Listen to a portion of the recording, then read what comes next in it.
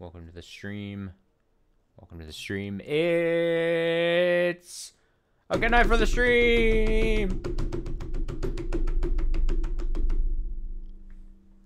I refuse to ever check what that actually ends up sounding like on the record. As I just bang on my desk. But not too hard, because I don't need to be too aggressive. Maybe if I do it closer to the mic arm. This probably sounds worse, right? Probably. Maybe slightly worse. Maybe a bit more metally sounding. I don't know. Welcome to the stream. It's Saturday night stream. How long had it been since we wrapped up chapter 7? It wasn't a full 2 weeks, was it? Maybe it was. I know I took off. Maybe it was 2 weeks. I don't know. Would it surprise you if I forgot to set up the window for chapter 8? That's all good. Yeah, we're here for Higurashi chapter 8, the final chapter, some would say. After, like I said, a couple weeks, we had to get through October. Gave me some time to finish up some October designated games. Gives everyone a break from some Higurashi after the events of the last chapter. A very interesting chapter. I think that started really interestingly. Then I thought it got pretty stale. The midpoint and then the final stretch of chapter 7 I thought was actually super interesting. Fully entrenching and establishing Takano as the big bad. She basically ended the chapter giving a evil person's monologue, cementing her status. Whoa, what is this? Whoa. Sorry, I just was opening up the game window and then my whole PC freaked out for a second. Don't mind me. I panicked for a second. I thought my whole computer was going to explode there. Obviously you guys didn't get to see what I saw, but instead of like my life flashing before my eyes, it was like the computer's life was flashing before my eyes. Like my computer's a guy, kind of, whatever. I just saw it. I saw it just about to explode. But yeah. She had this whole thing. She rambled a lot in the most evil of ways. She basically called game. She basically said, I fucking won. Checkmate. I'm the best. Takano somehow found a way to make me hate her 17-fold.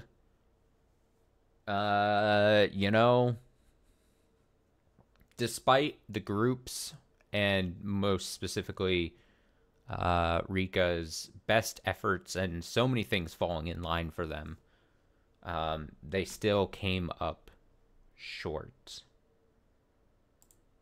I'm really bad at multitasking, so let me sorry,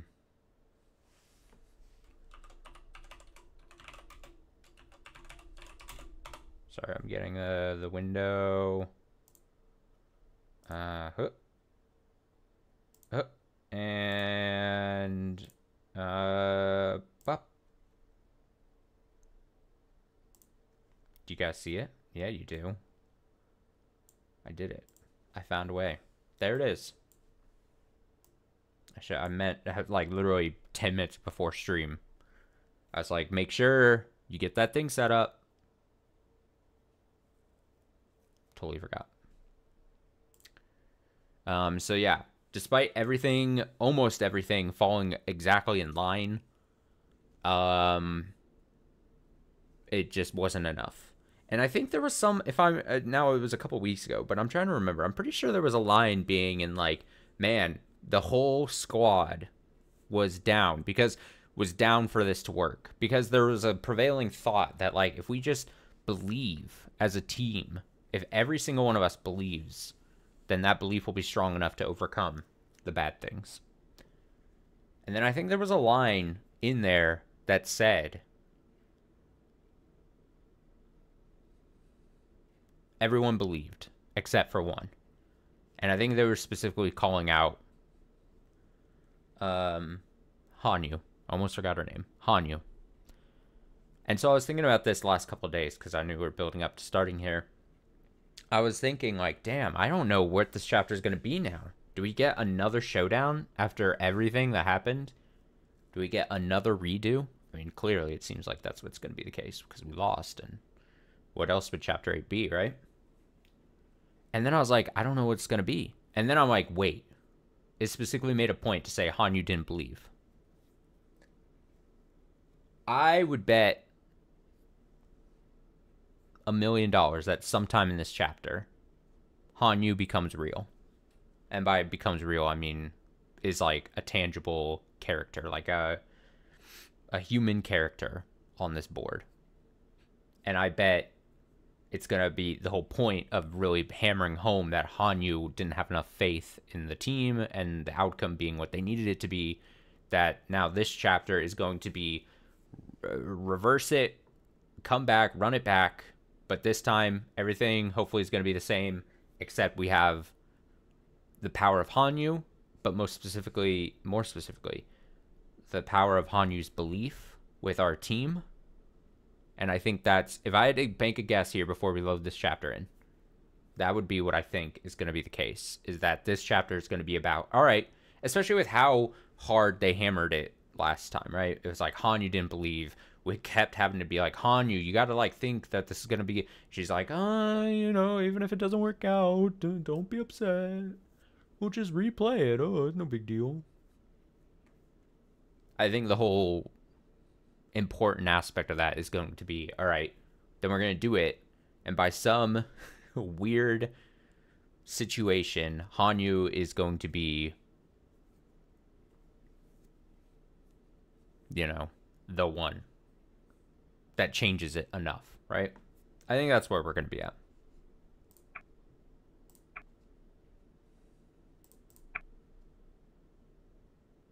Video opening might contain minor spoilers. Do you want to enable it anyway? Yes, I do. For the final time, let us begin the final chapter of Higurashi. Getting emotional.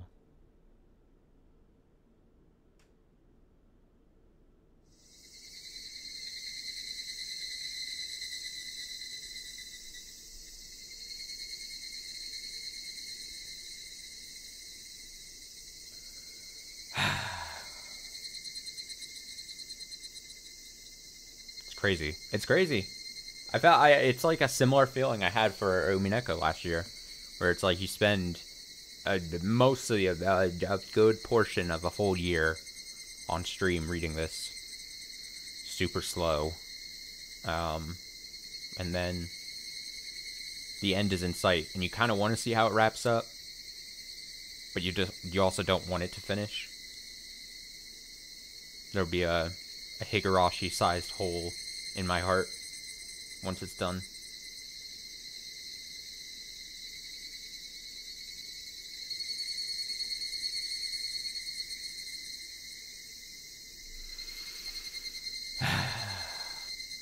Also have to get back into reading shape, don't I?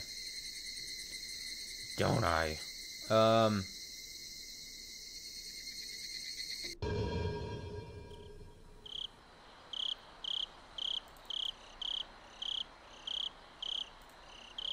Matsurubayashi, at least let it end with a blissful dream. Festival accompanying chapter. The riddle you have been entrusted with solving now finally becomes unraveled. What must be done to stop the chain? Almost read the same line. What must be done to stop the chain, and what will happen in the ultimate end? It's a showdown between the conclusion you reached and the one I reached. There is no difficulty. You should understand that now. Alright. So presumptuous of you. Text.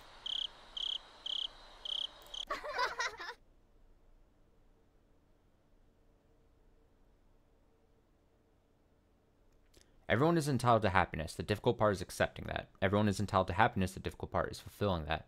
I too am entitled to happiness. The difficult part is working out a compromise.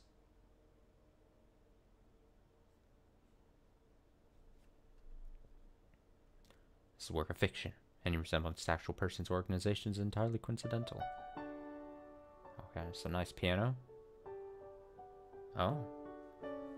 Right out the gate, new background. Pulling out all the stops. This is our final chapter. Leave it all out on the floor. You know? That goes for me too. And for you too, the viewer. Leave it all out on the floor. Enjoy this final chapter. You know, I've always been saying there's going to be more Higurashi stuff after we finish chapter 8. But for all intents and purposes,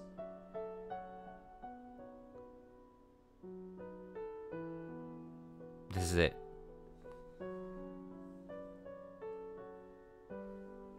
The study was filled with piles of books and papers. In that study, there's a full-figured old man writing something at his desk in utmost concentration. There's also a little girl sorting out papers on the carpet. She almost looked as though she was playing with them, but the serious expression she was wearing made it clear that she wasn't.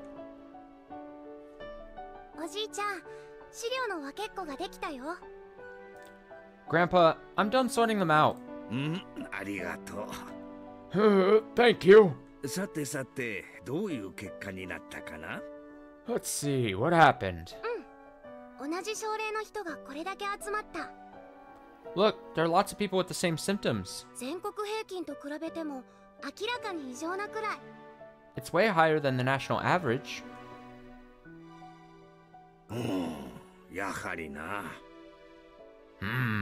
That's exactly what I expected. There's an intriguing treatise over here too. Discusses psychosurgery and civilization.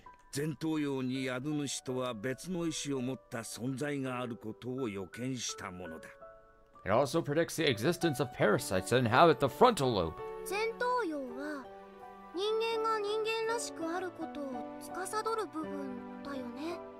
The frontal lobe is what causes emotion.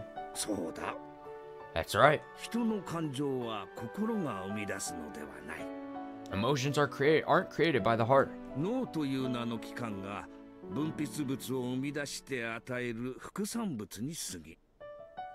They're just side effects of the chemicals secreted by the organ known as the brain.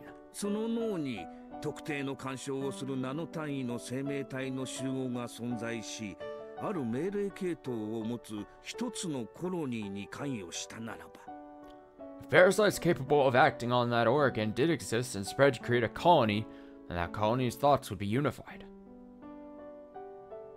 Unvoiced for some reason, so are parasites the cause of the spread of ideology? When ideologies clash, is that because different parasites are competing to expand their habitat?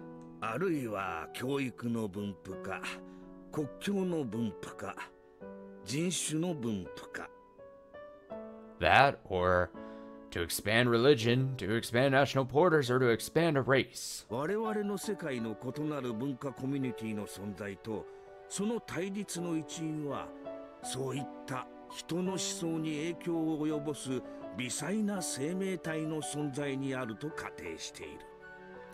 It's hypothesized that our different cultural communities and their conflicts are the result of parasites influencing human thoughts.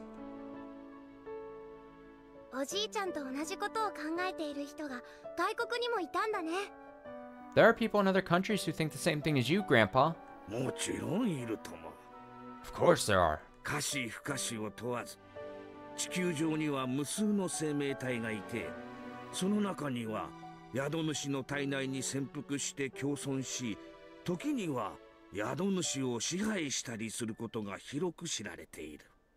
There are countless parasites on this earth. It's well known that some coexist with their hosts and some control their hosts.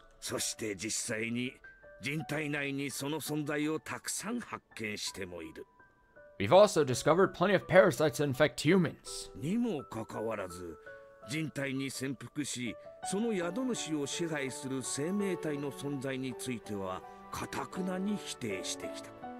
Yet despite that, we adamantly deny the possibility that parasites could infect humans and control their hosts. Even the hypothesis of such a thing. Why do you think that is? Humans aren't special in any way. 意思に基づいた言動や信念を疫学的原因から派生したものと置き換えられて、対処策もそれと同様とみなされる危険があるからだ。Because that hypothesis would also mean changing our view to see the spread of ideologies from the perspective of epidemiology. If conflicts in ideology can be resolved through debate, then they're peaceful.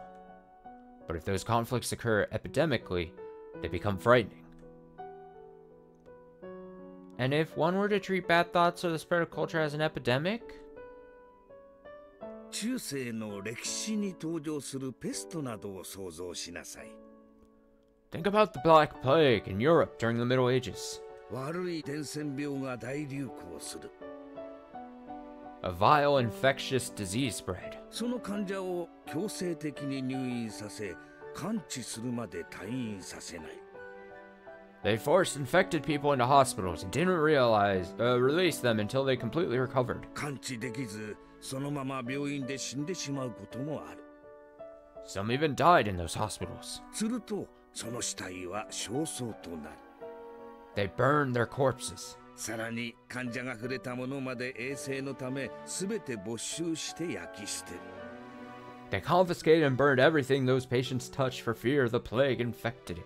身近の家族にも感染の疑いがあるから強制的に入院させねばならん。They even suspected families of infection and forced them into hospitals. So they'd hospitalize healthy people over individual ideas?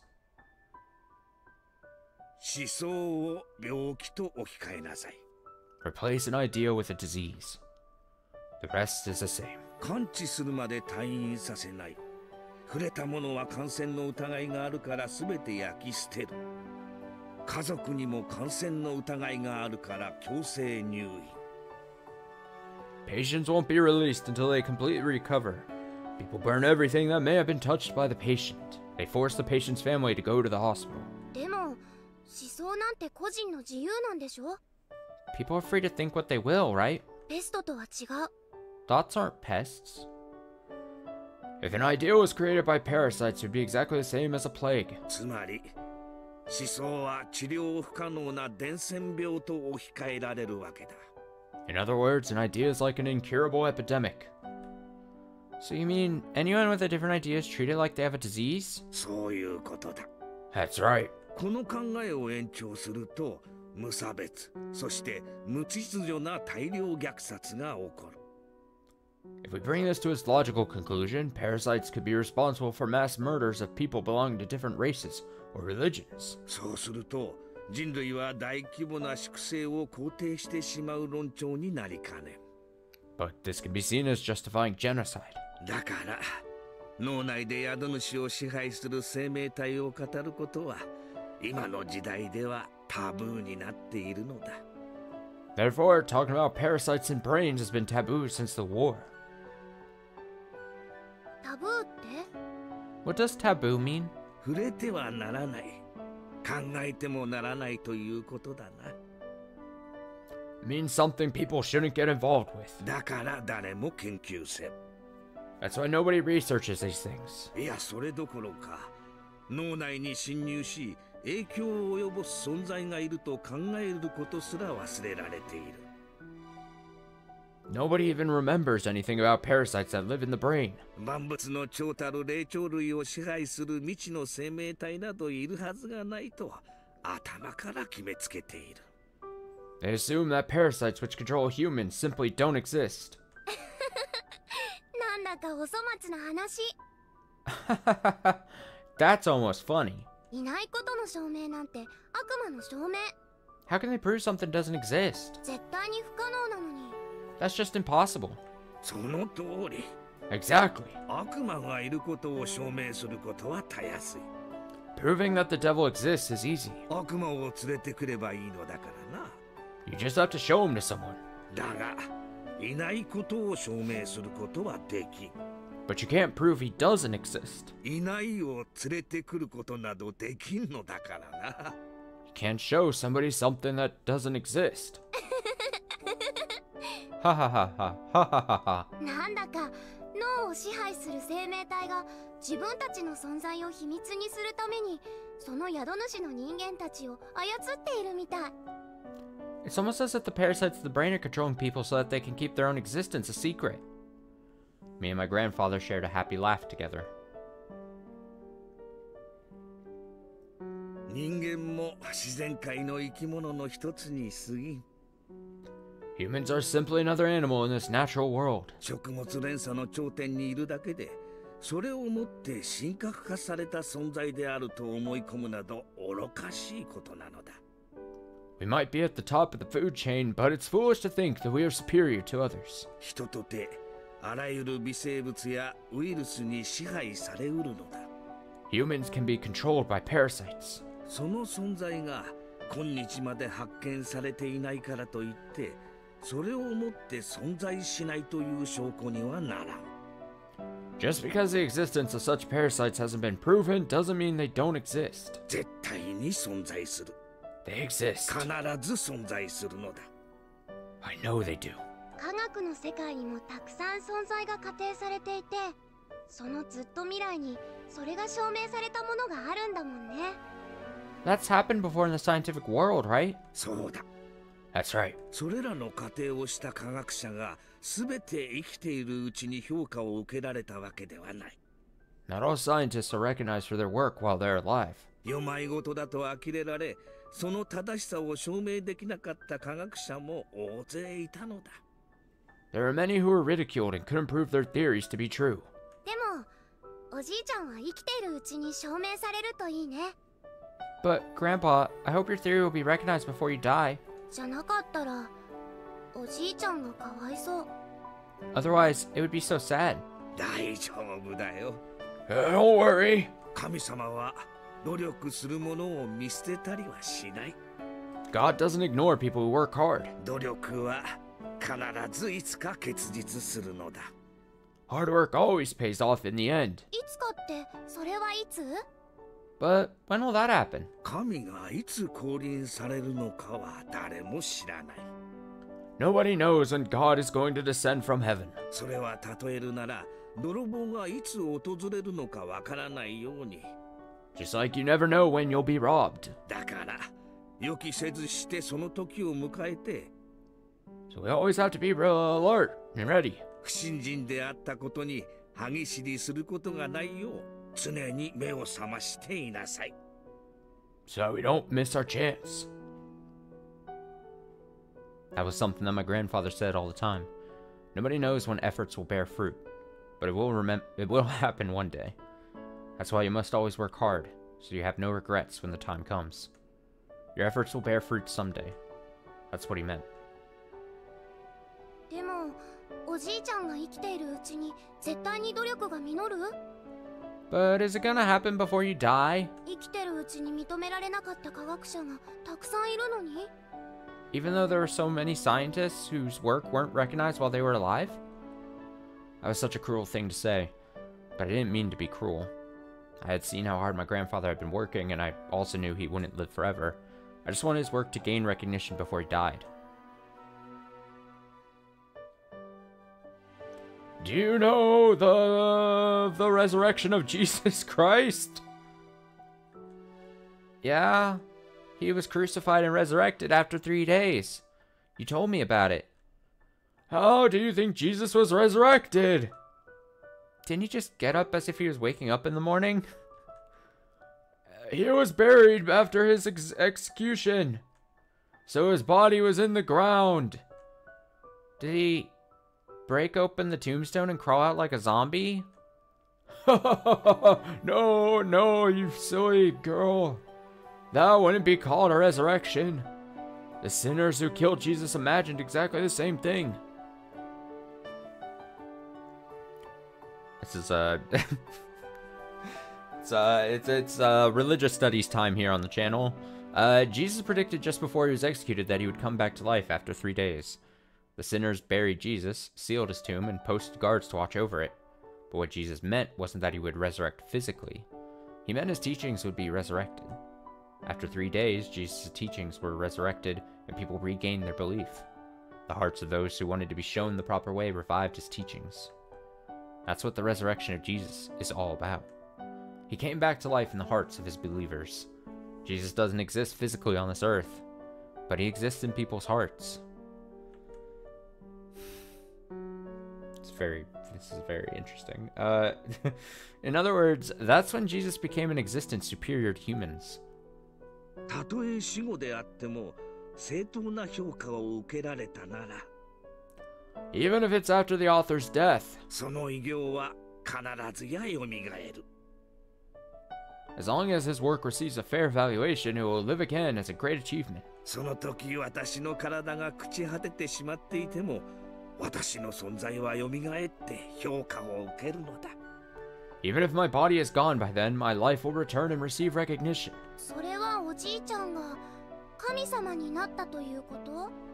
Does that mean you'll become a god just like Jesus did? そうだよ Indeed. 私の研究はいつか必ず認められる My research will be recognized for what it is someday. その時おじいちゃんは神様になれるということなんだよ That's when I will become a god. だから自分が生きているうちに評価されることに焦る必要はないのだ That's why I'm not in a rush to achieve that recognition. その時が訪れるのが私が生きているうちなのかそうでないのか I don't know when that day will come. それは神様にもわからない God doesn't know that either.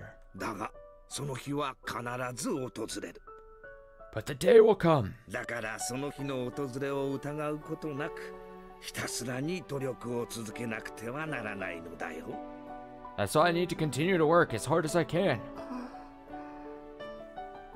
It was very sad to hear my grandfather say that his life would end one day. He wasn't ill and he didn't only have a few years left to live. But, set next to the average lifespan, his remaining years didn't look like much. The only person left in my life was my grandfather. So I didn't even want to consider what it would be like with him gone. Grandfather must have remembered that I didn't like to talk about that subject. With a tender smile, he gently patted my head.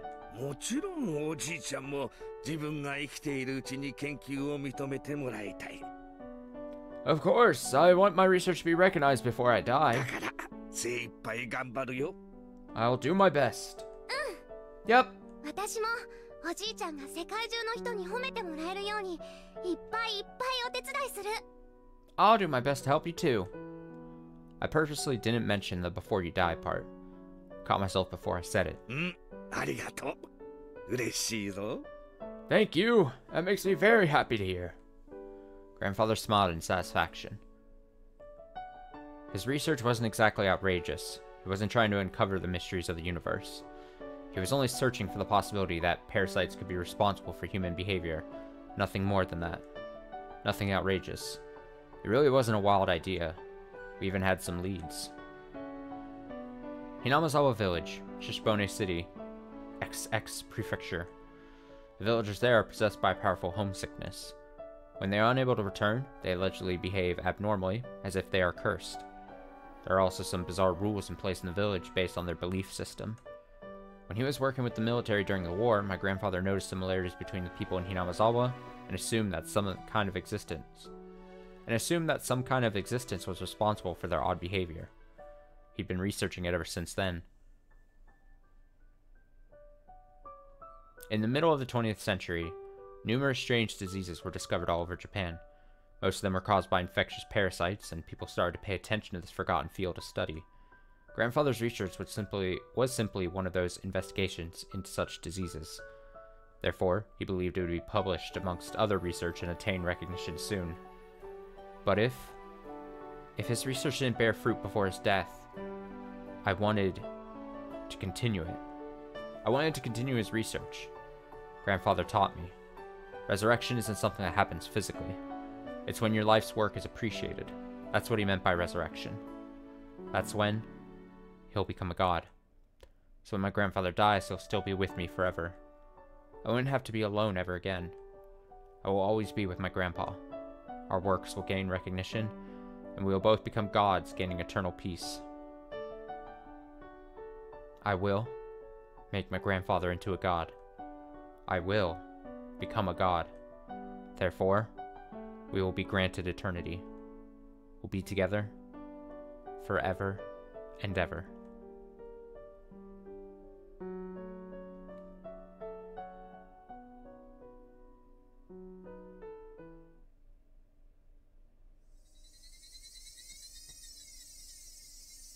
I was looking at the key on a keychain. The key was labeled Hen House, but the lock Umineko was trying to open didn't belong to that door. It should have opened effortlessly. At least that's what was supposed to happen. But it didn't open. I noticed beads of sweat forming on Umineko's forehead. She was the one who came up with this idea. Umineko was starting to panic. The rest of us started to panic too. This only opens the hen house. Let's stop. Let's go back. Shush! We were supposed to be cleaning out the hen house.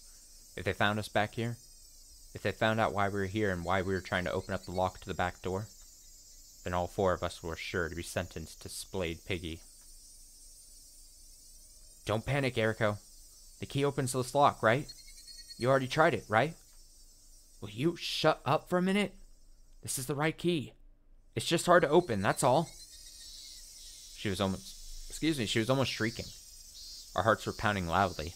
It was as though the sound of our heartbeats was echoing throughout the hallway. And at that point, we heard footsteps that didn't belong to a child. Shush! Somebody's coming! The 3 of us held our breath, but Umineko didn't hear it.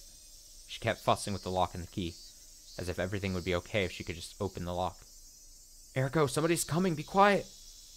I know this is the right key. I'm not dreaming, I already tried and opened it, and it opened. Come on, why isn't this working? When this lock is open, we can be happy, and we can say goodbye to this hell. Umineko, someone's coming.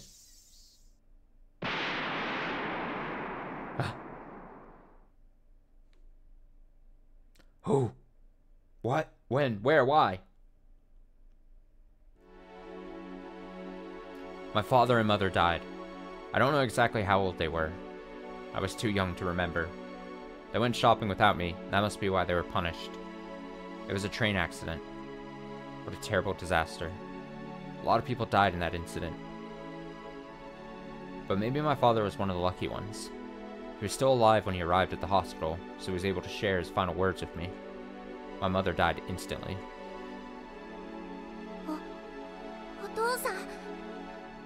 Daddy? Daddy? Daddy! Daddy! Daddy! Daddy! I didn't want to admit that this person I could hardly recognize was my father. As I called out to him, I hoped that it was someone else instead. But, unfortunately, it was my father. Maybe I shouldn't have woken him, because when I woke him up, he was reminded of the miserable agony that he had forgotten.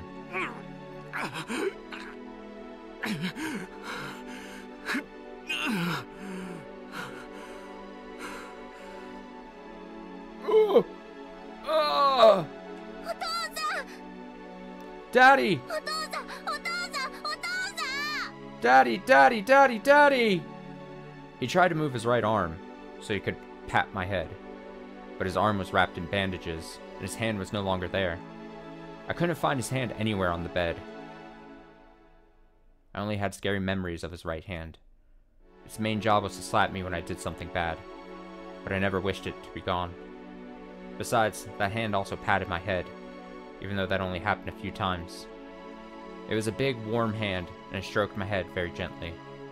But no matter what good deeds I did, he could no longer rub my head. No, his hand was the least of his worries. He had to go into emergency surgery. The doctors already warned me that the chance of him surviving was very low. That was why I was allowed to see him regardless of his condition. Not only could he no longer rub my head, he might be gone forever.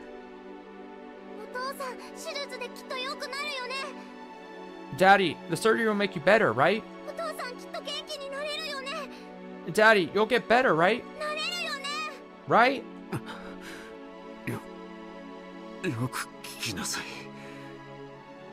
Listen carefully.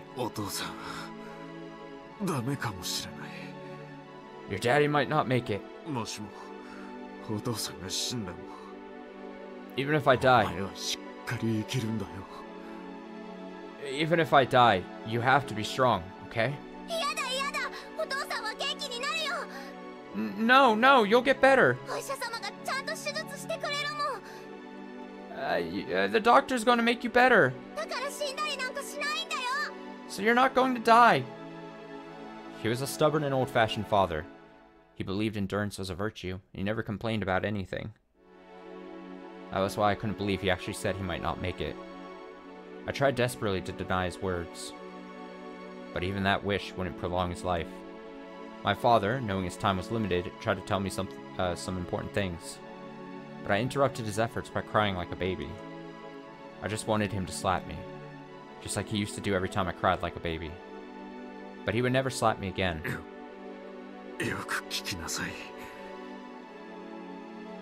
Listen well.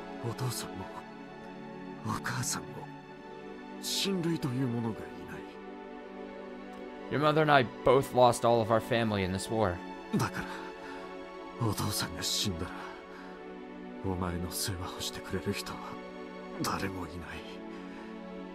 So, after I'm dead, there won't be anyone left to take care of you. He didn't need to tell me that. My parents used to tell me that all the time, so I was aware of that fact. In other words, my father was the only relative I had left in this entire world.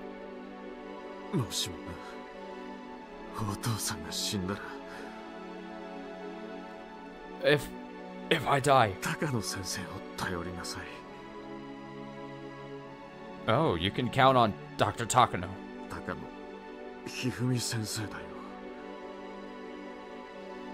Dr. Hifumi Takano. Can you say it? Takano. Hifumi? Hifumi Takano?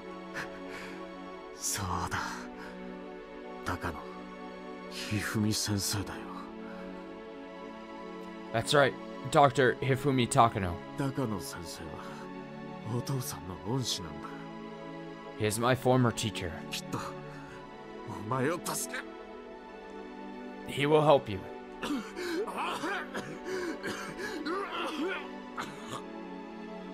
Cough. Cough. Cough.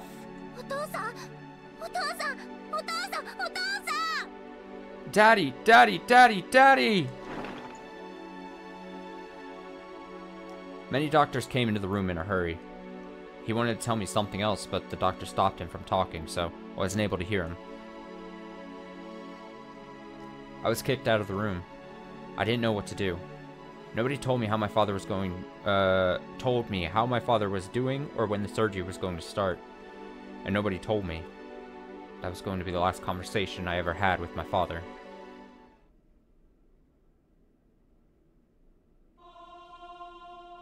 I think I asked people at the government office about Dr. Takano.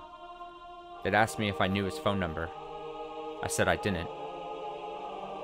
Then they didn't ask me anything further. Sometimes they told me they'd look into it, but nothing led to anything.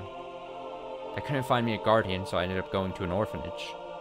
At the time, there were plenty of orphans from the war, so although there were many orphanages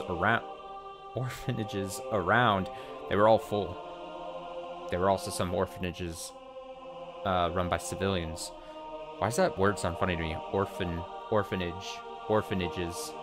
The plural of orphanage, orphanages. I was sent to one of those civilian orphanages. There was no profit to be had in taking in an orphan in the first place. So, I thought those civilians who were running orphanages must have been very good people.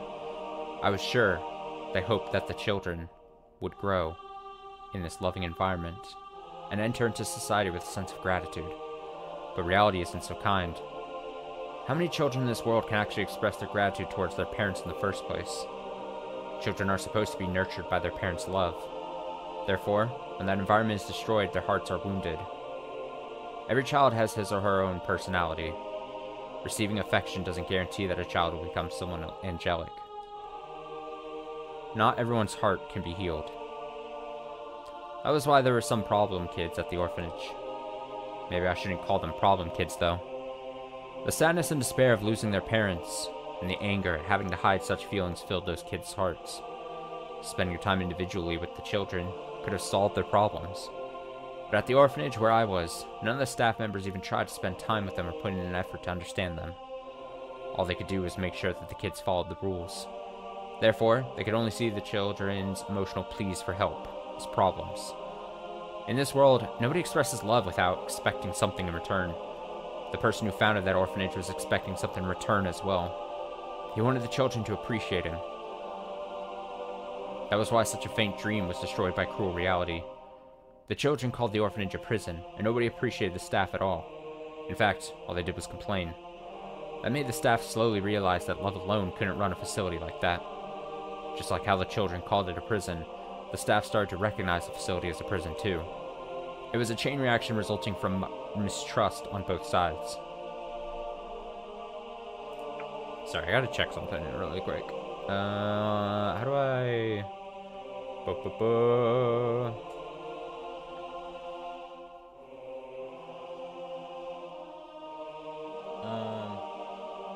Oh, they have like an open in YouTube thing button? I didn't even know that.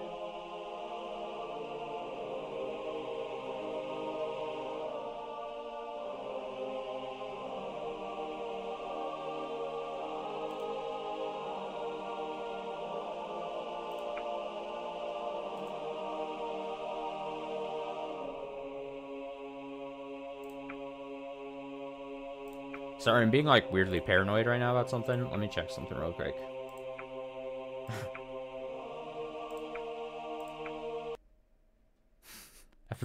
Also, while I'm doing this and I'm checking something else,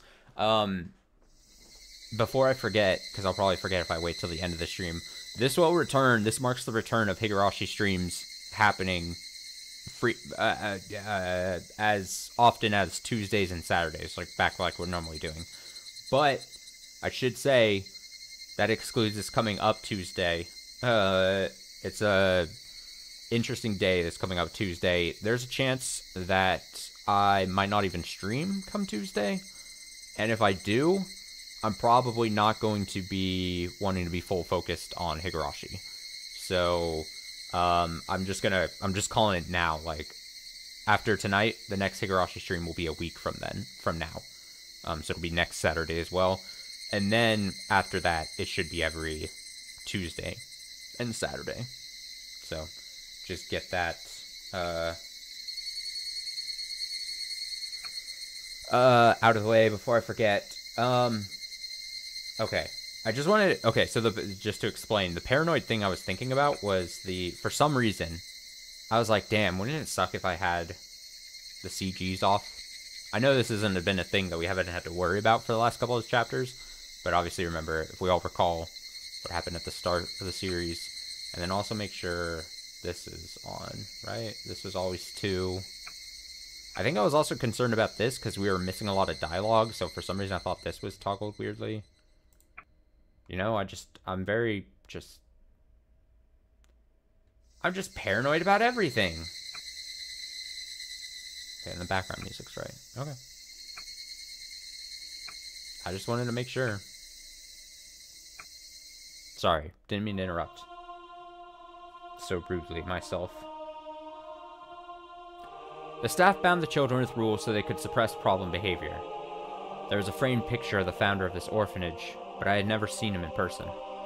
Was he satisfied with the fact that he put his own money into the social service? Or maybe he finally realized his dream of being surrounded by angelic children and being celebrated for what he did was simply that, a dream. I don't know.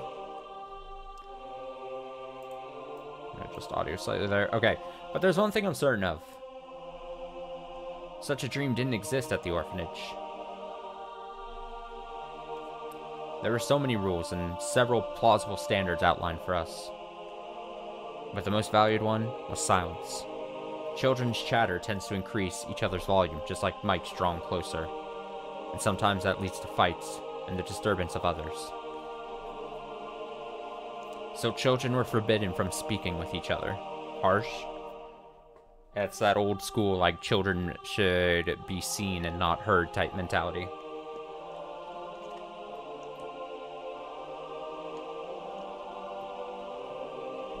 That was always a joke. There was always a joke that stemmed from that. I'm trying to remember what it was. Or we'd always just talked about it.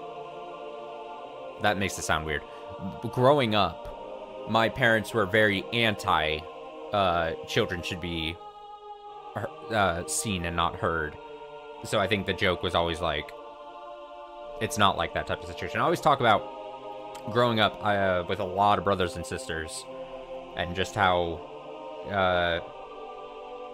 maybe unheard of at this point, but very important to my raising up, of like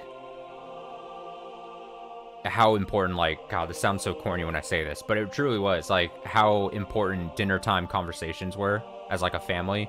Because like, if you can imagine, it was my two parents and then me, and then I had 6 brothers and sisters. And so, and we all, my parents made a big point, not in like this like super traditional like family sense, but it was always just like, we're all gonna like eat at the table every night for dinner. And like, we'd always like, then it was like a fucking, I want to say like it was a madhouse, but it truly wasn't. It was like my parents, maybe honestly best parenting decision they did was like, just let the kids kind of talk, and you know, talk about their day, talk about things that questions they were curious about. It was always interesting. Looking back, it was very interesting. And I don't know what point I'm trying to make. I guess we were on this topic because of this whole children thing, but yeah, growing up in my family, it was very much the opposite of kids should be seen and not heard type mentality.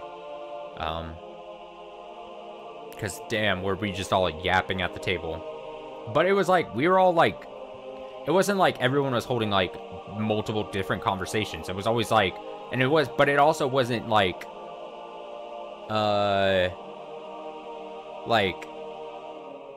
kids were bad at like dictating the direction of conversation. Like, I truly think growing up, because of like what we did, like I think it's the one reason why I think I'm like a good conversationalist, like in general, both talking when I need to, listen, but more importantly, listening when I should, you know, kind of thing.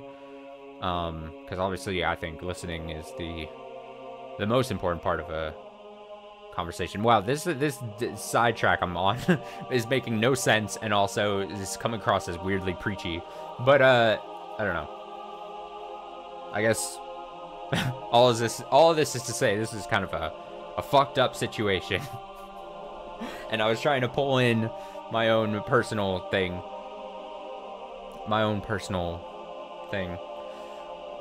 Circumstance, story, life story. So, children were forbidden from speaking with each other.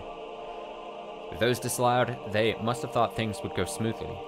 However, I think I always heard people's voices at the orphanage. There were 2 kinds of voices. One was the staff yelling, and the other was the children crying. We were not allowed to walk around inside of the orphanage freely, so we never knew who it was that was crying. One time, along with the crying and yelling, we heard the noise of metallic things being smashed against each other. We knew it was some kind of punishment, but there was no way for us to even imagine what it was. We trembled, pretended we didn't hear anything, and kept working on our assignments. One of my roommates told me it was the casket punishment, but she didn't tell me any further, and I didn't want to know either. Even if we had behaved exactly the same way as yesterday, if the staff were in a bad mood, they might pick on us.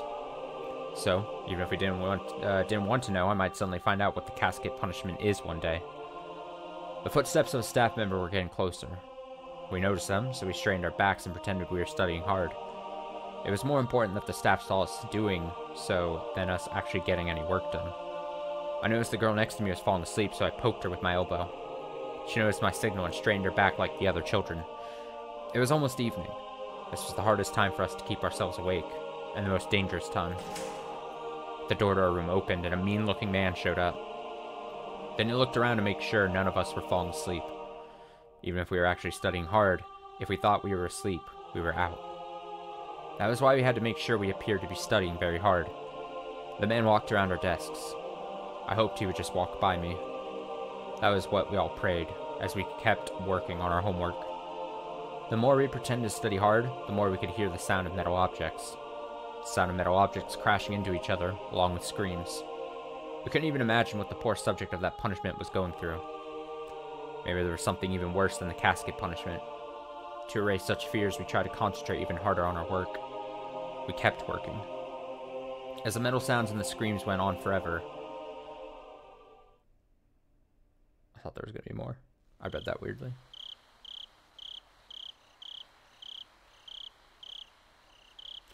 The only time we were allowed to exchange words with our roommates was right after turning the lights off to go to bed.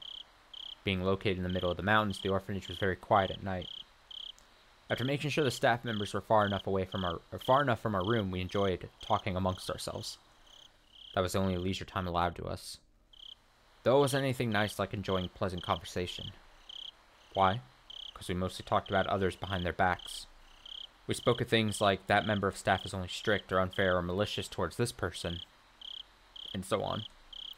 We just repeated those topics forever until someone couldn't keep themselves awake anymore. We even discussed how we could get back at the staff, and we took revenge on all of them in our imagination. Some kids even started to cry when talking about it, difficult as it was for us. Although the subjects we spoke of were negative, talking about them was the only way to vent our frustration, and even though we felt despair about tomorrow, we were able to fall asleep. But sometimes a different subject popped up. It was about the Higurashi House of Love and Mercy on the other side of the river. Yeah, over there, I hear they get not only nap time, but snack time too. Plus, the president is a very nice person. The House of Love and Mercy was a privately run orphanage, just like the one I was at. But it was a very kind facility, unlike ours. It seemed like a fantasy land compared to our current environment. A few years before, when this place was a lot worse, a few children tried to escape. It was hard to believe. There was a time when this orphanage was even worse to live at. Supposedly, 3 or 4 people tried to escape. I don't know the exact number, though. They headed to the House of Love and Mercy. Their escape was a success. Except for one unlucky child, they were able to get to the property of the House of Love and Mercy. I guess the staff couldn't follow them into the other orphanage's property. In other words, the other facility's property had to be out of their jurisdiction. The staff were frustrated that kids got away from them, and they dragged the one they caught back here. I'm sure they wanted to bring back the others who got away from them too. I'm certain that staff were determined not to let a single one escape. It was easy to see that determination in the obstinate way they locked the place up after that event. But they were never able to bring back the ones that got away. No matter how much the staff were mortified, they couldn't reclaim the children and punish them. In other words, if you could make it to the House of Love and Mercy, then you could escape the evil clutches of this hell. On the other hand, the one they caught went through such misery afterwards. Yet the exact details of how he was punished were never passed down. All that remained were ominous phrases left by those who knew him at the time. The drowned ducky, the mashed caterpillar, the splayed piggy. I can't even imagine what kind of punishments they were. The only thing I can say is that those punishments were supposed to be far more harsh than the casket punishment, which was the most cruel punishment I knew at the time. I can only imagine how horrible those punishments were from their ominous names. After that, the captured kid's wish came true, and he was able to leave the orphanage. Was he able to leave this orphanage safely and enjoy his freedom while breathing in fresh air under the blue sky? Well, according to the rumors, that wasn't what happened at all. While he was playing in the boiler room, he slipped and fell, injured his brain, and died. The children were instructed not to go into the boiler room after that incident. Everyone knew the boiler room was always locked. So everyone knew he was killed. And not just that, he was killed after being tortured. He was killed to teach the other children that they would face hell on earth if they tried to escape. Yet those who faced that risk and made it out obtained ordinary, average lives full of love and mercy's namesake, which were far better conditions than we lived in here. Maybe the House of Love and Mercy was really heaven. Maybe all the orphanages are pretty much the same, but compared to my orphanage, I bet anything else would have been better. Even if someone escaped successfully, police would catch him. Then he'd be sent back to the orphanage, which would be pretty much the same as being killed. However, if he could reach the House of Love and Mercy, they'd take him in. They wouldn't send him back. But talking about escaping to the House of Love and Mercy, we were trying to forget how cruel reality was to us. Then one day, the leader of our group, Umineko, said to us quietly, "Would you try to escape, if you had a chance to?" "Would you, if you had the chance to change your fate, would you?" It's basically the same question. Apologies. Who didn't want to escape from here? It was a rather foolish question, but that wasn't what she meant. If there was a chance to escape, would you take that chance, knowing what you had to go through if you got caught? That was what she meant. Not one of us could answer immediately. If the previous escape incident was a total success, then we might have thought differently. But after that, the orphanage had tightened up security to prevent runaways. All the doors and windows were locked heavily, and it wouldn't be at all easy to get out. Even if another group escape was planned, the success rate would be very low. 3 escaped and 1 was caught before. Maybe 2 would be caught next time. No, maybe everyone would be. If I could, I'd want to escape. But the House of Love and Mercy is so far away. The bridge is long too. We'll all be caught before we get there. Besides, we can't even go outside. Everything is locked up.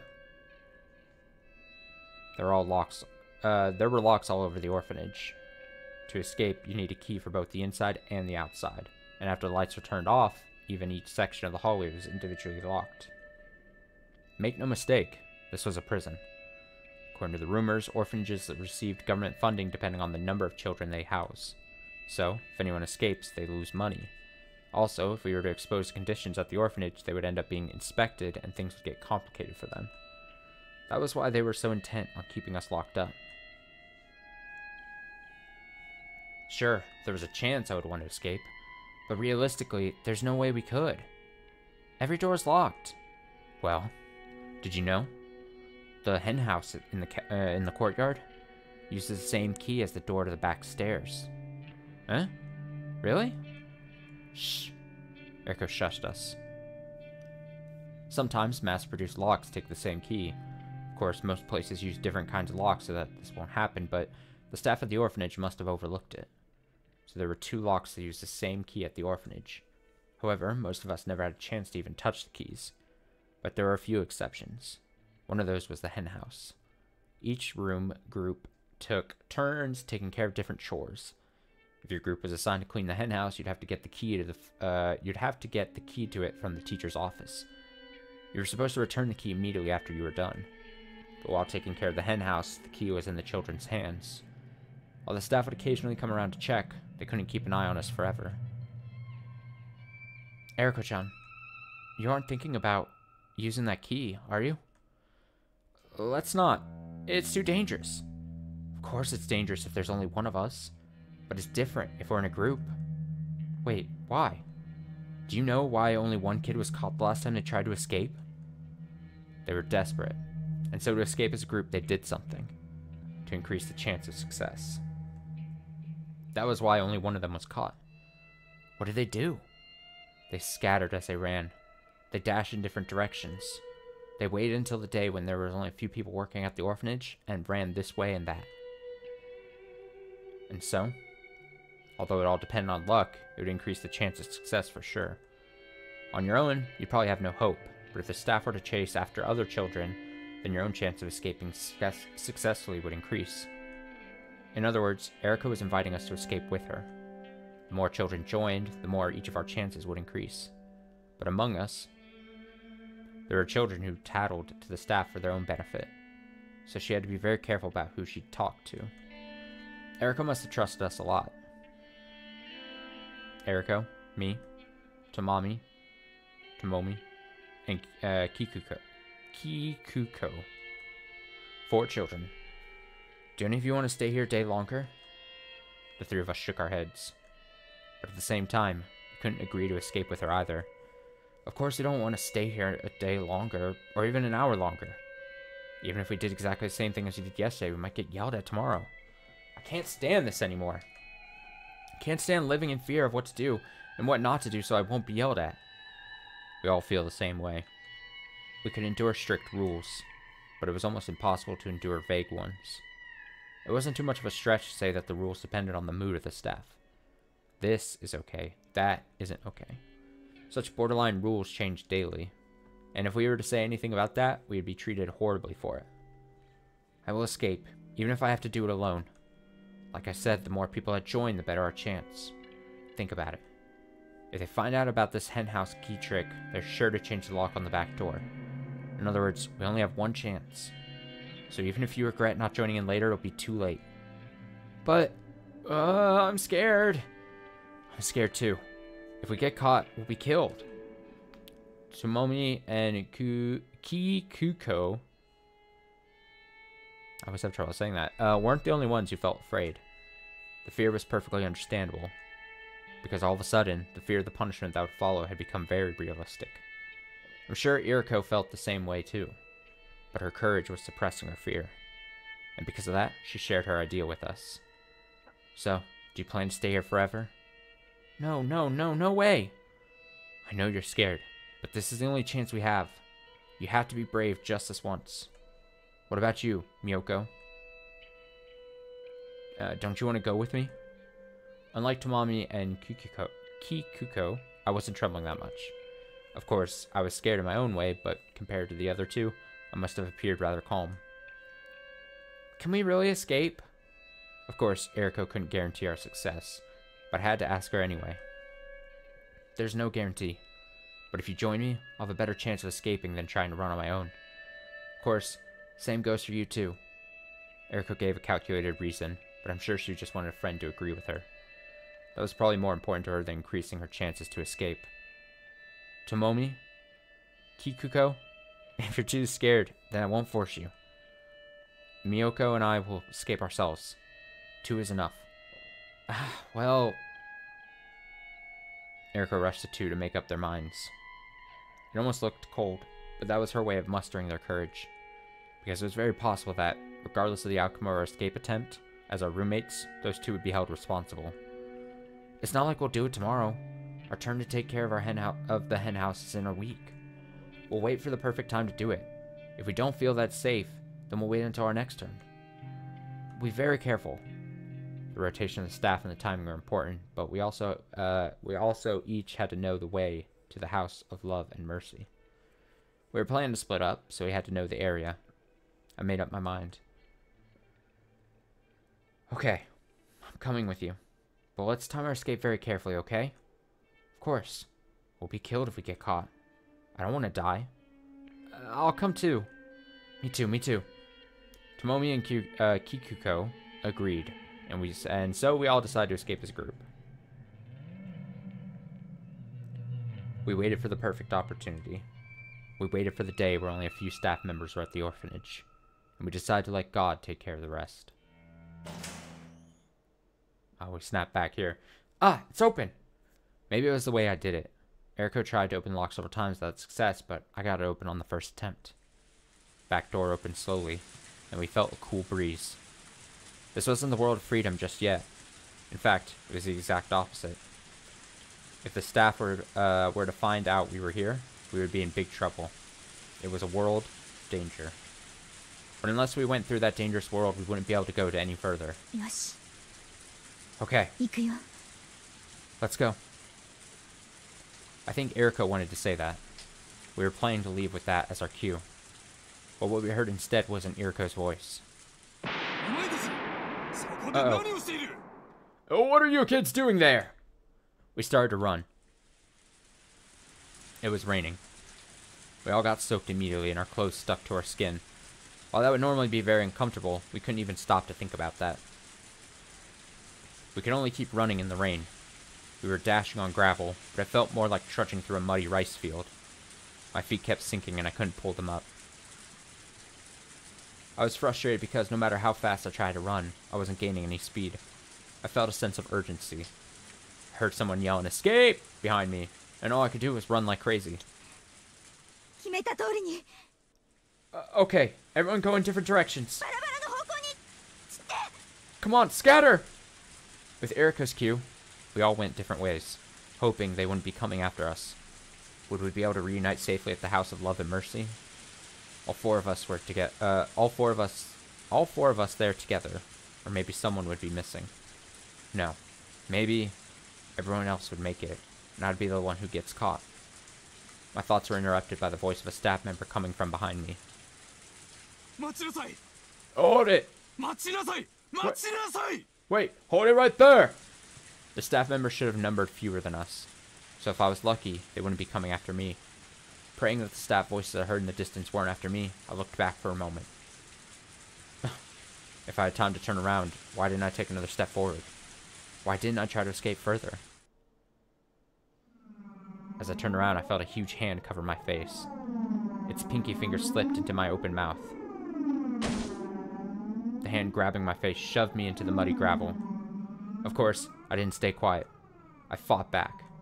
And then I saw his face. It was the scariest face I'd ever seen. I realized it immediately. He only wanted to capture me alive to use me as an example. And considering that would happen to me afterwards, what would happen to me afterwards? Killing me here on the spot wouldn't pose any problem, would it? Yes.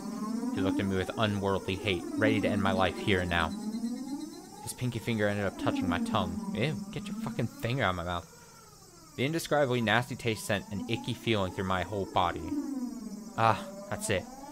This is what my murder tastes like. He was going to shove that finger down my windpipe and suffocate me. And so, in order to live, I fought back in the only way I could. Kick him in the dick. Kick him in the dick.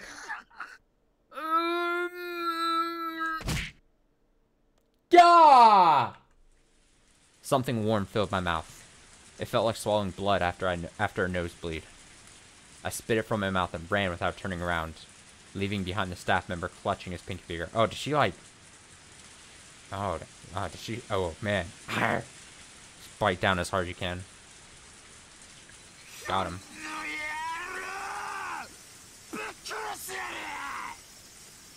You little shit! Damn you, I'll kill you! I heard his roars echoing behind me. It wasn't a man that was after me. It was a beast. He had no interest in capturing me. His only goal was to see me dead. My shoes had slipped off. They weren't sneakers, so they came off easily while I was running like mad. My bare feet struck the gravel over and over. It was painful, but I didn't care, because if I stopped, I knew what would happen to me.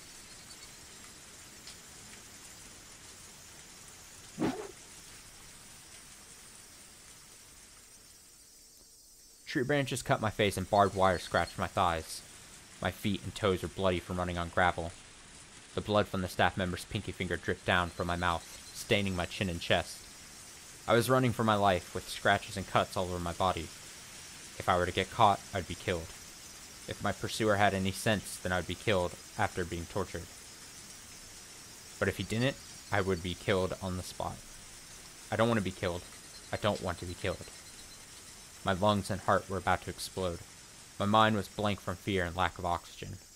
I was about to lose consciousness. I might have given in, if I didn't hear the voice of the staff member coming after me. My knees were shaking. My legs wouldn't move properly. I felt like I was going to fall like a puppet with strings cut. But I couldn't fall. I couldn't fall just yet. Ah! It was too late. My face had hit the gravel. I felt the awful sensation of falling, and immediately after, the roar of the beast coming from behind me.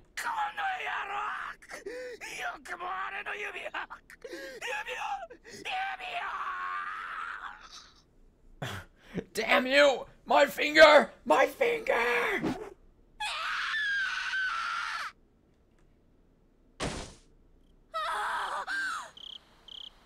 Ah! Ah!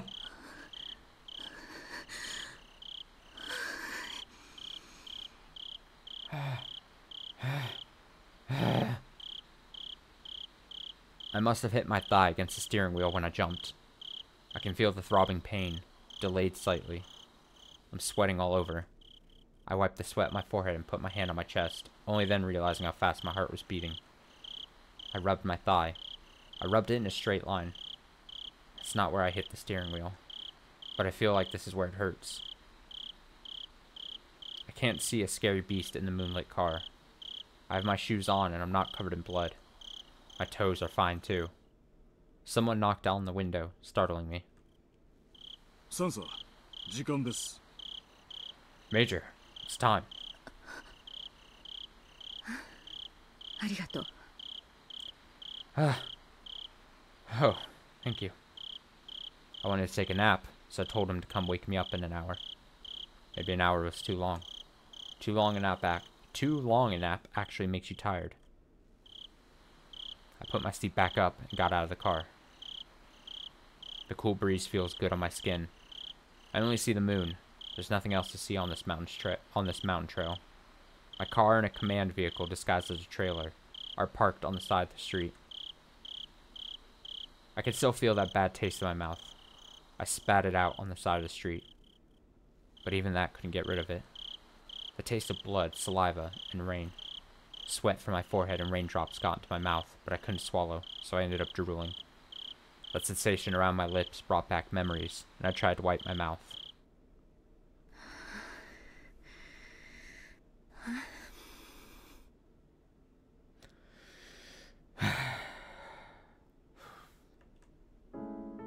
Maybe I'm nervous.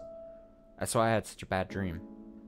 I think there's a coffee machine in the command vehicle.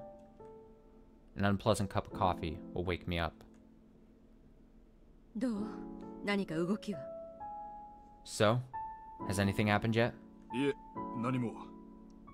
No, not yet. 先ほど自治から定期連絡が。 We just got Gifu's schedule check-in. 問題なしとのことです。 Everything is okay over there. そう。 I see. ねえ、どなたかコーヒーを入れてくださらない？ Hey, could someone make me a cup of coffee? はい。ミルクと砂糖は？ Sure. Cream and sugar? ミルクだけ。 Just cream, please. やっぱり砂糖も入れてくださる？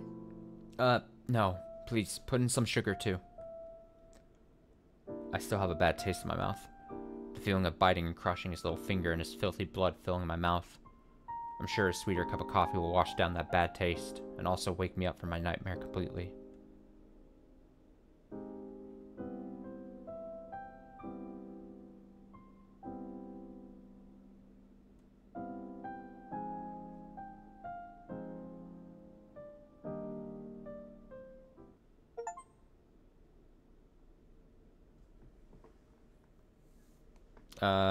New tips. No new tips available. Wait, why is it this background?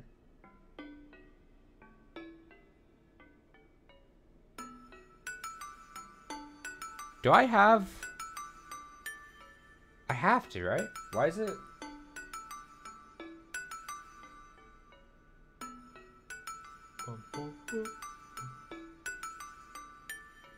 Is it just because it's chapter 8 and they're looking for a different thing?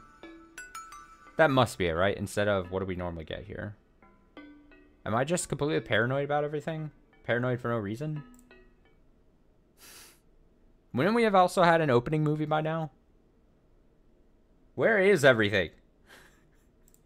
Where is... Why am I... Are they just changing things up here for the final chapter? We're like, hey, let's play fast and loose with the rules.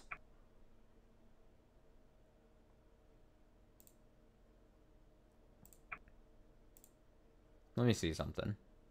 Because we also haven't had any sprites to make sure, right? Like, should I have had...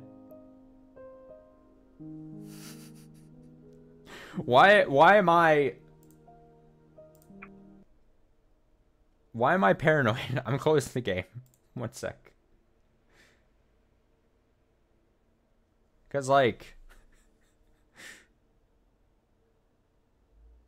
If I was...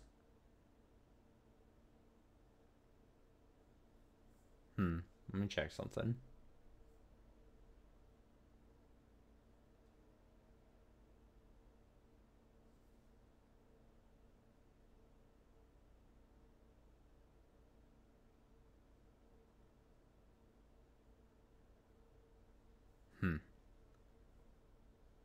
Like, that would be very funny if, like...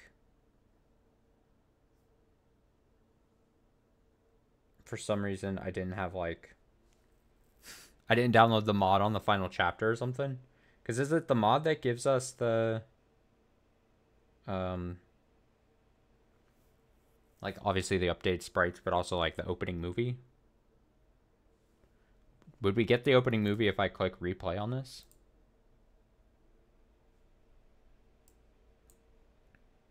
Let's see.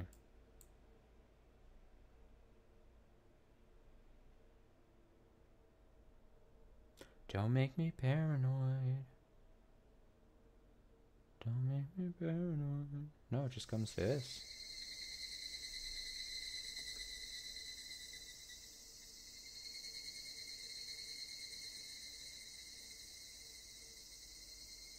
Like something just doesn't seem right, right?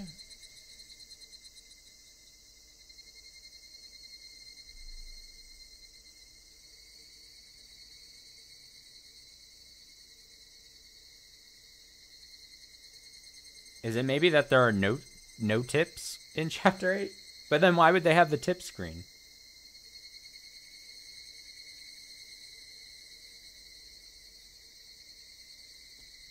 Maybe a simple Google search will fix this. Let me see something.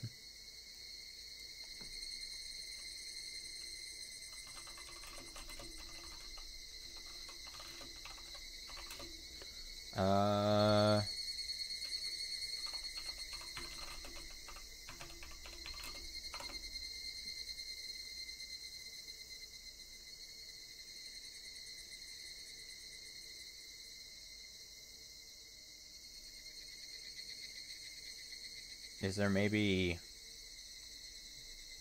I gotta be careful not to somehow run into a spoiler, right?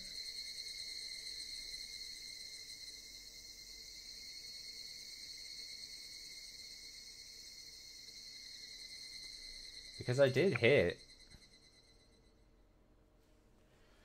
Let me see this.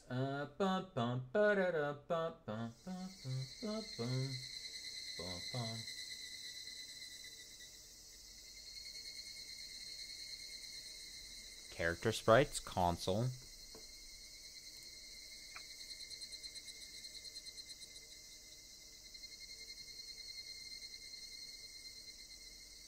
Launch plus in-game.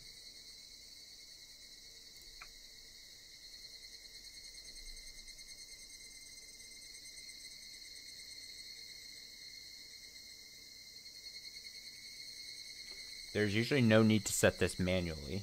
But don't have, I mean, wouldn't we have gotten it played at the...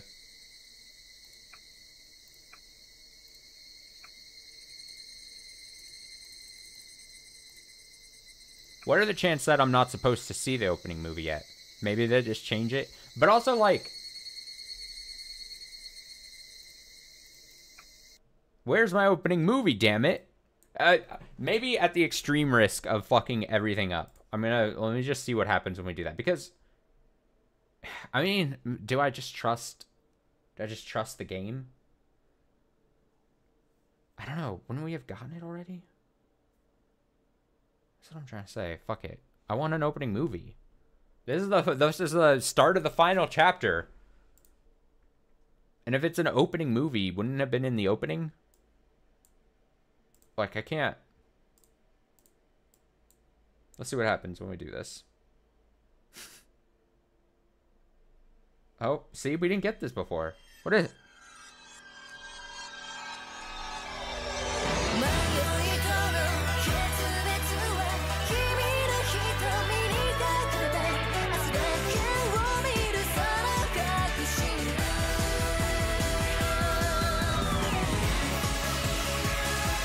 Watch it have just the biggest spoilers.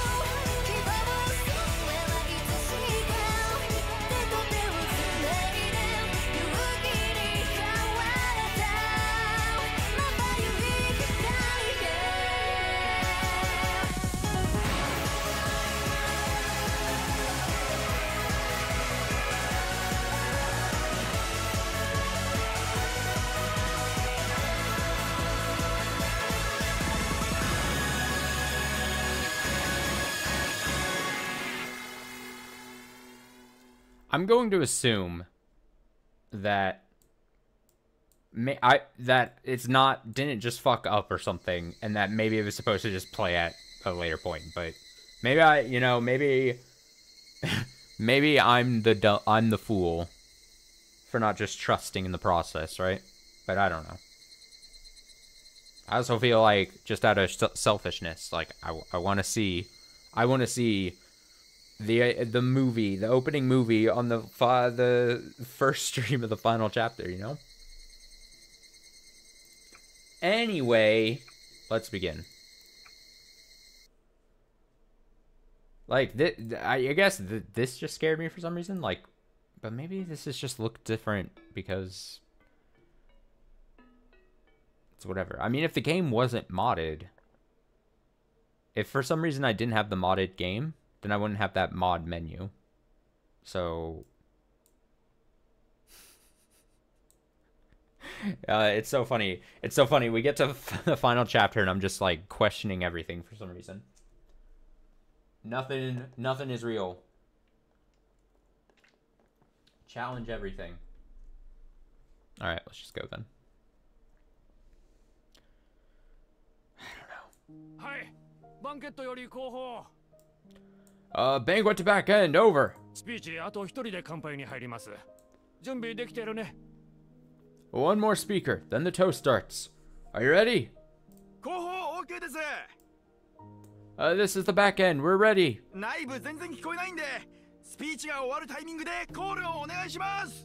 We can't hear anything from inside, so please give us a cue when the speech is wrapping up. Listen up, 10 bottles of beer per table.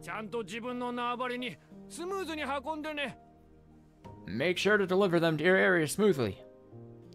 Young hotel workers dressed smartly in bow ties pulled bottle after bottle out of the beer cases, preparing for the toast. They waited for their cue to serve the drinks while listening through the intercom. As a normal party, they could put bottles of beer on the table ahead of time, but if there was a lecture before the party, then they couldn't. Guests don't mind sushi going dry due to a long speech, but they don't like seeing their tables get wet with condensation from the bottles of beer. And more than anything, they certainly don't want to drink warm beer. That's why beer has to be served right before a toast. However, there's always a speech before a toast, and usually a long one. Especially at a big party like this, there are lots of guests that give speeches, so it's extremely difficult to know when to serve. For that reason, the bottles end up sitting outside at the outside by the banquet room, and people end up drinking warm beer anyway. There are several dozen tables with white tablecloths on them in the banquet room. Approximately 8 people were sitting at each table, so there were at least a few hundred people in the room. The banquet room was filled with excitement. There were many plates with many different kinds of food on each table. A sushi platter, a sashimi platter, a fruit platter. Also along the wall, there were cooks ready to serve fresh sashimi. All the guests appeared to be well-mannered gentlemen and were clearly notable people in various different fields. The huge and beautiful chandelier above them clearly indicated that this hotel had a status good enough for these famous people. An elderly gentleman was giving a lengthy speech on the stage before making a toast. Usually people don't like long speeches, especially if it's before a toast. But the guests occasionally shouted, "Yes, yes!" Sometimes gave him loud applause, filling the room with their fervor. Well, maybe fervor was a pleasant way to put it. It was probably more accurate to say their excitement was bizarre. 自分の国の国旗に敬意を示すなという教育をしている国が世界中のどこにあるというんですか? Which country would actually teach people not to show respect towards their own flag? ないよ。そんな国はどこにもない。 There are no others. 日本だけなんです。そんなおかしい教育をしているのは。 It's happening only in Japan. そうだそうだ! That's right, that's right. 国旗や国家を強制されることは心の自由への強制? Is forcing people to respect their national flag and anthem an obstruction of their freedom? バカ言っちゃいけない. That's a foolish idea. いいですか? 国旗や国家を愛するというのはですね、自然に湧いてくるもんなんです。 Listen, love for one's national flag and anthem comes naturally to all. 自分を知り、郷土を知り、歴史や国家を学ぶ。 To know ourselves, to know our culture, to understand our history and our country itself. そうしていく中で自然に自らが日本人であることを自覚していき、日本社会の一員を担う国民としての役割を理解していく。 Those are the things that make you realize that you are a Japanese citizen, that make you understand the part you play as a citizen of this country. その結果、自然と湧いてくるのが国を愛するという心なんです。 I know at the beginning I said I had no idea how this chapter was going to go, but I would never have guessed the first section being like a Takano nap nightmare, and then whatever the fuck this is. I would never have guessed. Did I read this? And the feeling you get from that is love towards your own country. ところが、反日教師どもはそれを軍国主義の洗脳だとこう言っている。 However, those anti-Japan teachers are proclaiming that it's militaristic brainwashing. バカ言っちゃいけない。 Those stupid claims are wrong. そう言ってる連中がやってることは何ですか。 What are those people doing anyway? これから日本を背負っていく子供たちに反日妄想をすり込み、自虐教育で洗脳している。 They're teaching our children to hate being Japanese. They're the ones brainwashing them with the self-destructive education. 日本は恥ずべき国で、貴様らはその国に生まれた恥ずべき人間であると。 They're teaching our children that Japan should be ashamed of itself and that they should be ashamed of being Japanese. 国家をないがしろにし、自分の生まれた国を否定せよと。 Forget who you are and deny your country. そんなことを吹き込んでいるわけです。 That's what they're teaching them. 無垢な子供たちはそれをそのまま鵜呑みにし、何の裏付けもなく信じてしまう。 These innocent children listen and believe such nonsense. そりゃ当たり前です。 Of course they do. 学校は学ぶところなんですよ。 They go to school to learn things, right? そこで教師がそうだと教えれば、子供たちは何の疑いもなく信じるんです。 If their teachers teach them that, of course the children believe it. こんな卑劣な話がありますか。 Can you believe such corruption exists? 今こそ日本の教育を私たちは体を張って守らなければならない時なのです。 We must do something about this country's education now, no matter what it takes. The sound of applause filled the banquet room. All the gentlemen agreed and expressed that they felt the same way by cheering him on. After that, a gentleman wearing a cloth sash approached the stage. The hall welcomed him onto the stage with another round of thunderous applause. A rousing theme from a popular drama series played as he took the stage, but was entirely unnecessary before the overwhelming applause. The man's sash carried his name written in large letters, along with the name of the prefecture he was running for office in. 夕刻の同志丸山〇〇くんを皆さんにご紹介いたします。 Let me introduce to you a patriot! Whatever, Kun! 彼丸山くんは長年前知事の下で知事室長を務め、その懐刀として長いこと県政を支えてまいりました。 This man has served the former governor as his right-hand man as director of the office of the governor for many years, supporting the prefecture's government for a long time. この度、前知事が高齢により勇退を決意され、その後任として指名されたのが、ここにいる丸山くんなのであります。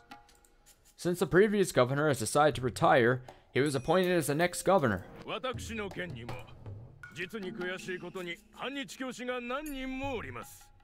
Unfortunately, we have those anti-Japan teachers in our prefecture. 教育の自由、心の自由などと歌いながら、子供たちに反日教育をシャーシャーと強いている。 While they proclaim freedom of education and freedom of thought, they're shamelessly forcing an anti-Japan education down on our children. 正しい歴史を伝えず、連中お得意の捏造と歪曲で、日本は悪かったの一点張り。 They don't teach real history, They teach our children that everything was Japan's fault. 大東は共栄圏の真の意味やアジアを白人支配から解放しようとアジア各国のために血を流してくださった勇士たちのことは伝えようともしない。 They don't even mention the true purpose of the Greater East Asia Co-Prosperity Sphere, or all those who fought to save Asian peoples from Western control. 戦前どれだけのアジアの国が白人植民地であったか。そして日本がアジア解放に立ち上がり戦後どれだけの国が自治を回復したか。その意味すらも伝えようともしない。 They don't even talk about how many Asian countries were actually Western colonies before Japan stood up for our freedom during the war. Our country has recovered amazingly since then, yet our children don't know any of that because those teachers don't teach them. How truly, truly sad. そんな連中が真剣に教育を考える教師たちの中に混じり込み神聖な学者を汚し続けていることにはもう我慢がなりません。 I can't stand the fact that those anti-Japan teachers are actually teaching our children alongside those teachers who take teaching seriously. They are insulting our educational institutions. 私、丸山丸々は県知事に就任し、そういったクズのもをすべて通用し、 I will become a governor and get rid of those teachers. 県の教育を正し、 I will straighten out our education system. 日本の将来を担うことができる健全な若者たちを育てることができる環境を取り戻すことで日本再生100年の経営の礎を築いていく覚悟であります。 And make sure our children will grow up to be decent young people who can carry on Japan's future. God, this sounds oh so familiar. 彼、丸山丸々君は来年の県知事選挙に立候補いたします。 He, Kun, announces his candidacy for the next year's prefectural governorship. どうか皆さん、温かい応援とみなぎるお力で We appreciate. 丸山丸々君をどうか男にしてやってください。 We appreciate your support for him. 丸山丸々、日本の教育を正してまいります。 I promise I will straighten out Japan's education system. どうかよろしくお願いいたします。 Thank you for your support. Again, the banquet room filled with applause. The man was receiving a standing ovation. I need to explain a bit about this banquet before you misunderstand. It wasn't the conference of a political association or a lecture by a political candidate. It was hard to believe, but this was nothing more than a meeting of a college's alumni association. Strange. Everyone should be familiar with what those are, whether it's elementary school, junior high school, or college. Once you graduate from one of those, you normally belong to an organization of alumni. You receive invitations for reunions where you enjoy talking about the good old days. However, there are many different types of such organizations. Some are simple and some are united with much tighter bonds. And once an organization becomes united with those tight bonds, it's no longer a simple organization of alumni. Rather, it becomes a significant faction known as an alma mater clique. In Japanese society, it's traditional for graduates to form tighter bonds that go beyond the level of an organization. Also, the more superior the alma mater, the stronger that tendency holds true.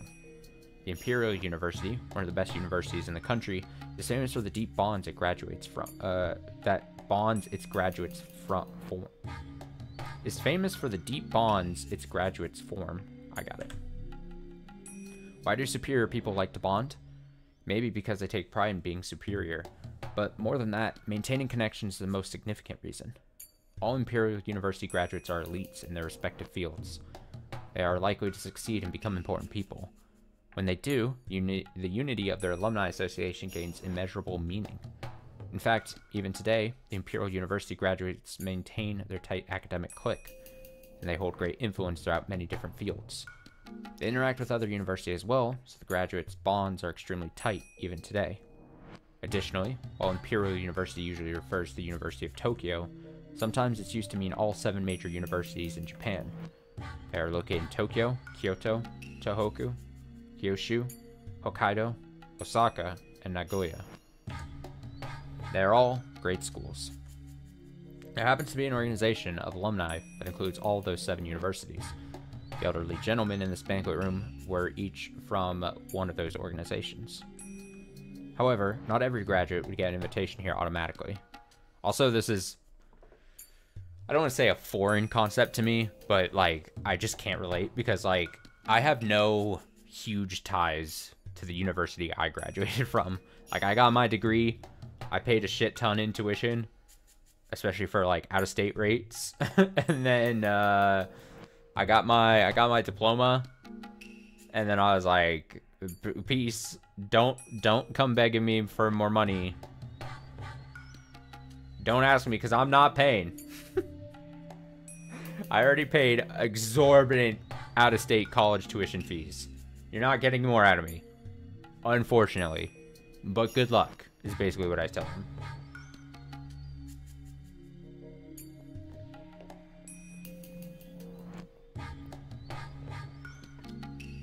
But yeah, I got my college degree. I am what you call a college graduate with a bachelor's of science.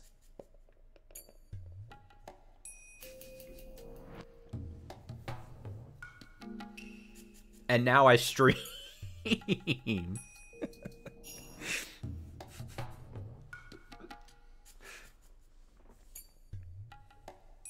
However, not every graduate would get an invitation here automatically. It is a society of select gentlemen, and in order to become a member, one must first fulfill several conditions, such as recommendation from an existing member, contribution to the society, possession of status, and so forth. Therefore, all the members are important people from different fields, and obviously the power of this organization is of a political nature. But there's one more very important criterion one has to meet to join.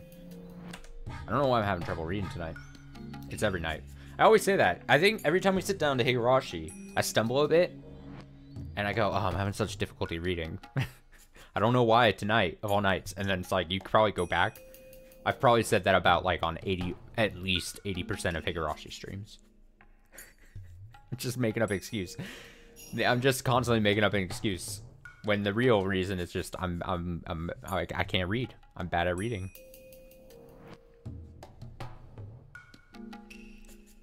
Strong patriotism, a heart that longs to contribute to Japan and its rebirth. As a result, this organization has become extremely nationalistic. Up on the stage, the candidate for the prefectural governorship was still talking passionately. And among those elderly gentlemen in the crowd, Takano can be found.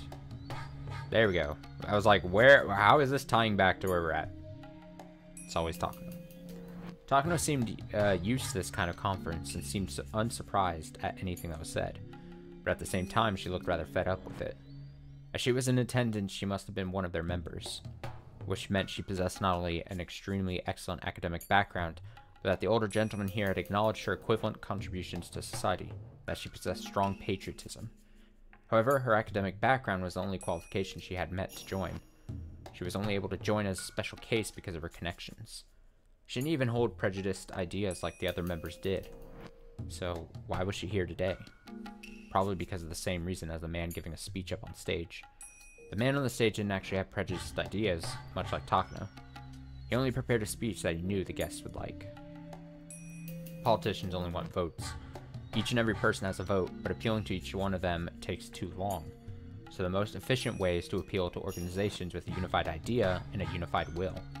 In other words, this man was giving a speech so he can garner support from those powerful people. The elderly gentlemen in the banquet room will then do their best to support him since he appears to share their ideals. They can offer many different kinds of expediency, support, and assistance. To an outrageous degree, I might add. If the day's events continue in the same way, the organization would likely decide to officially support him. They will probably give him a great deal of financial aid. They'll assist him in different ways as well. Of course, the man on the stage won't be the only one gaining something. When he wins the election and becomes a governor next year, the organization will welcome the governor as a new member and gain even more political influence. And eventually, the organization will become so powerful that nobody can ignore it. Those of you reading this right now probably get the sense that they're no mere alumni association. You'd be absolutely right. After reaching this level, they were a fine syndicate. No, they would be a secret society if the group wasn't so open about its activities. Now, I'm sure some of you readers are brushing this off, thinking there's no way such a suspicious organization could exist in Japan. But everything I've explained is entirely true. There are several such influential groups and organizations within our society, and you need to understand that they hold powerful political clout and influence our national policies. Some are alma mater cliques like the one I've described above. Others are scientific societies serving different parties, industrial groups, advisory committees, religious organizations, community service groups, and so forth. Also, there are right wings and left wings, the hawk and the dove. I won't go listing their specific names here, yet you probably read them every now and then in your average newspaper. In Japan, the terms for such forces aren't very common. Most of you readers probably think of a suspicious organization wearing white hoods when you hear the phrase secret society and laugh it off. Oh boy! But unfortunately, that's a huge mistake. In America, where there's far more territory and citizens, there's way more groups like that. And they possess such vast influence that ignoring them is impossible. So the terms they use for such forces don't apply to those on the scale of this syndicate. Sometimes people say that such groups have more power than the White House, and they are referred to as the shadow government. Even here in Japan, we had a shadow government before the war, our Zaibatsu. After we lost the war, the GHQ dismantled those blocks, but 40 years have passed since then. There's no guarantee our country hasn't given birth to another shadow government, given how good we are at collusion, groundwork, and backroom deals. Mio Takano was, in fact, attending a conference of such a shadow government.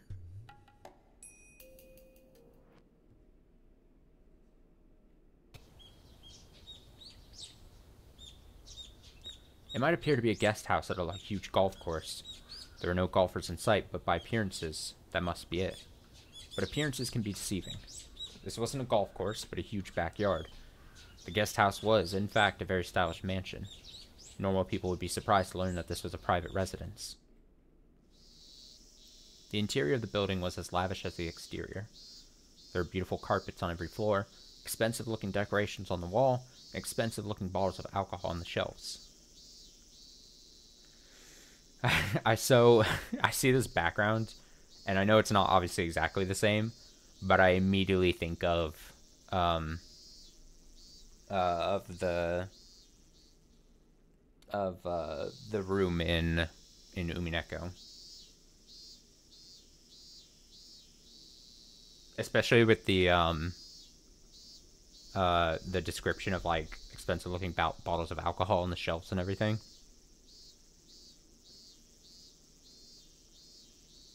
It's like almost like not the same perspective though. It would have been, what did it be, flipped or reversed? Windows were on the back, right? God, now it feels like forever since I've...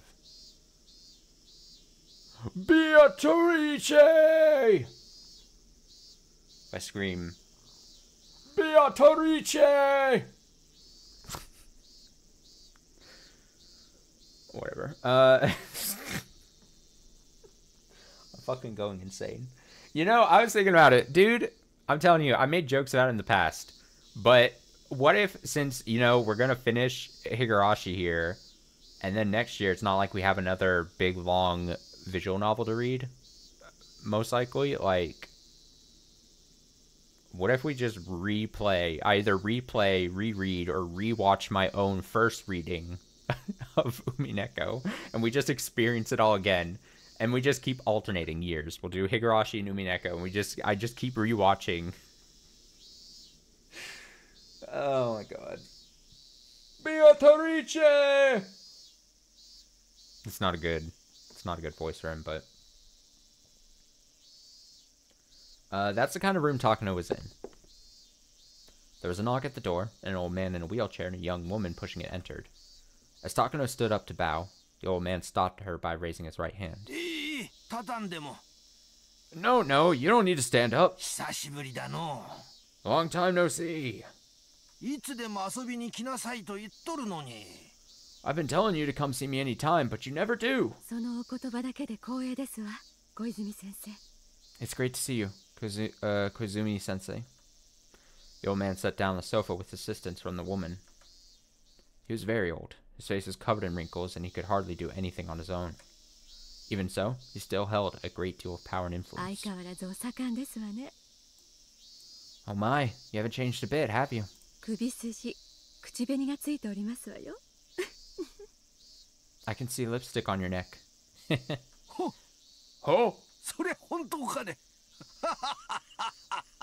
is that right? やれやれ、これはお恥ずかしいの。 Good grief, how embarrassing. There was no lipstick on his neck. The woman who was helping him with his wheelchair was too beautiful to be a mere helper, so Takano had suspected something. As it turned out, her guess was correct. Although he was so old that he could die the next day, he wanted to stay sexually active until the very end. What a detail. Even the Grim Reaper would think that's just absurd. みおちゃんもいつの間にかすっかり美人さんに成長したの。 Mio-chan, you've become quite beautiful yourself. いつまでも小さいと思っとったらいつの間にの。 You're not a little girl anymore, eh? ご冗談を。 Oh, stop. 本当にそう思われていたら、私のお尻を撫でようなんてなさいませんわ。 If you really think that way, why'd you try to touch my bottom?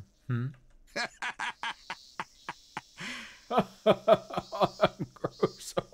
おい先短い年寄りに触らせても減るもんではないに。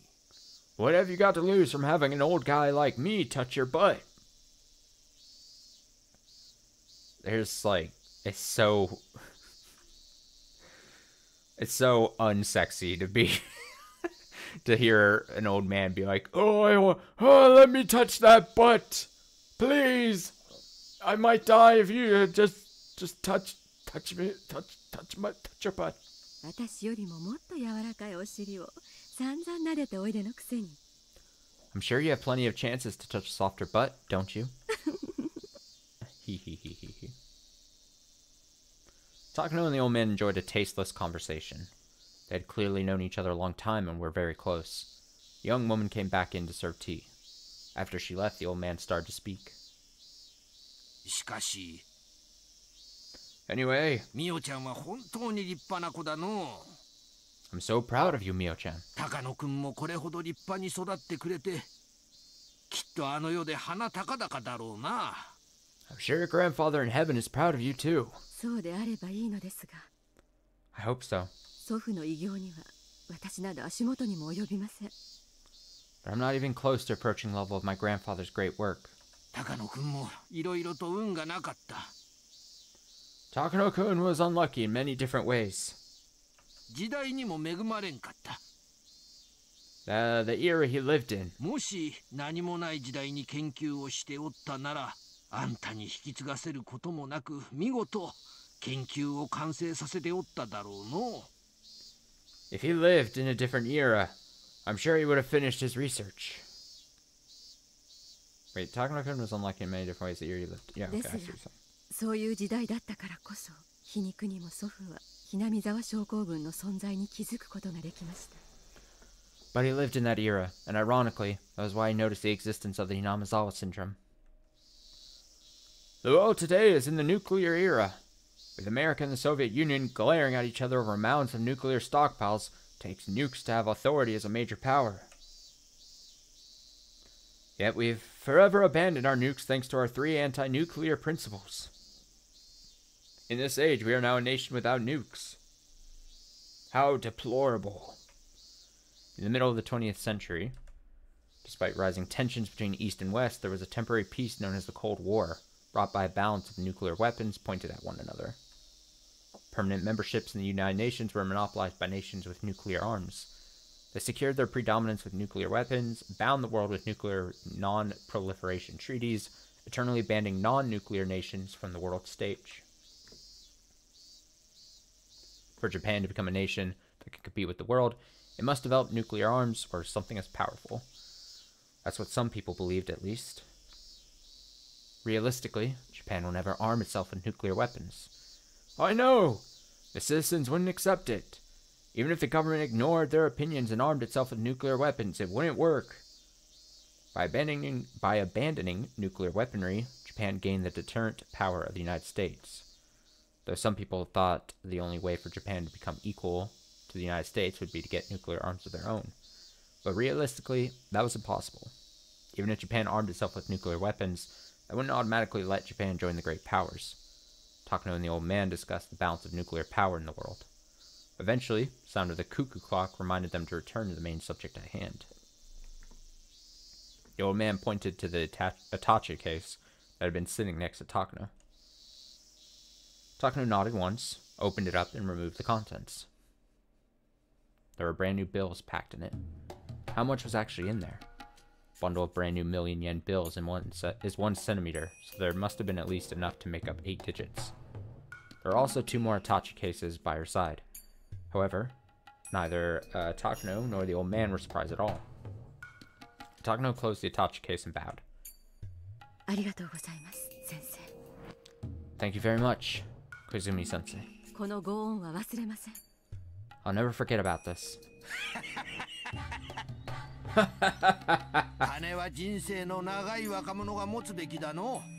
Money should be handled by younger people. I can't take it to heaven with me.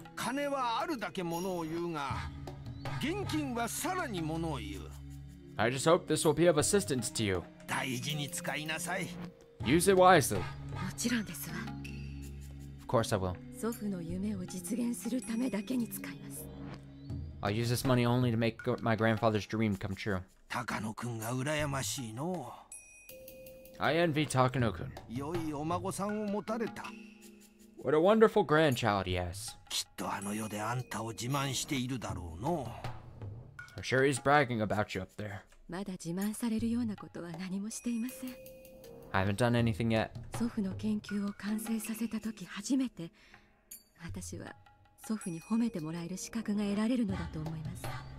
I'll have earned this praise when I complete my grandfather's work. I'm so jealous.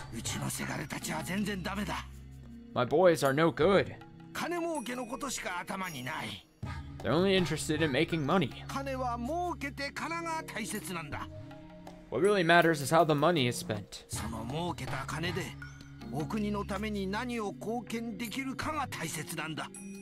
How you contribute to the country is what's most important.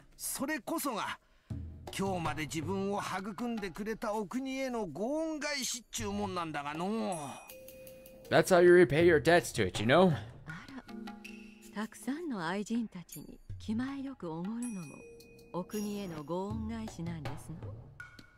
Oh, so you're saying that treating all those lovers so lavishly is also a way of repaying your country? Oh, hit the wrong button. Of course.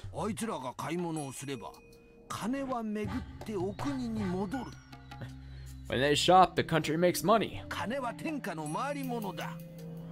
Money goes around, you see. However, those lovers would probably end up buying some foreign goods. Things probably don't work quite the way this old man thinks they do. Takano chuckled to herself.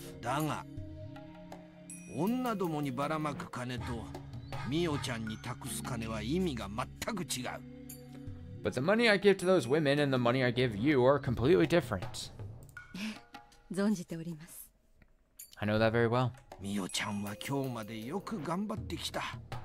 You've worked very hard.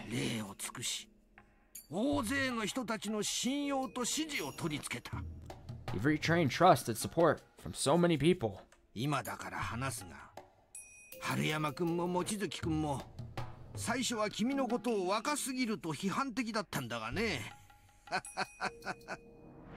This is the first time I've mentioned it, but Haruyama-kun and Mochizuki-kun both weren't sure about you because of your age at first.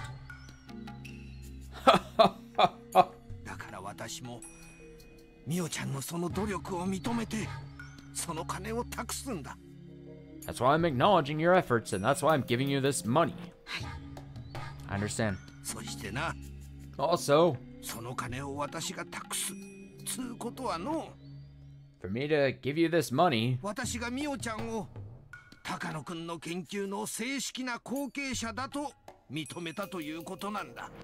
means that I recognize you as the official successor of Takano-kun's research.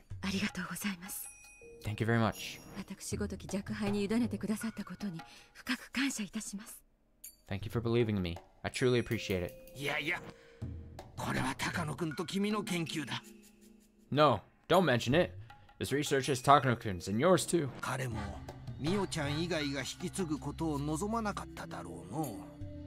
He wouldn't want anyone else to take over. だからミオちゃんがここまで上り詰めたおかげで他の年寄りたちをより説得しやすかったわけだ。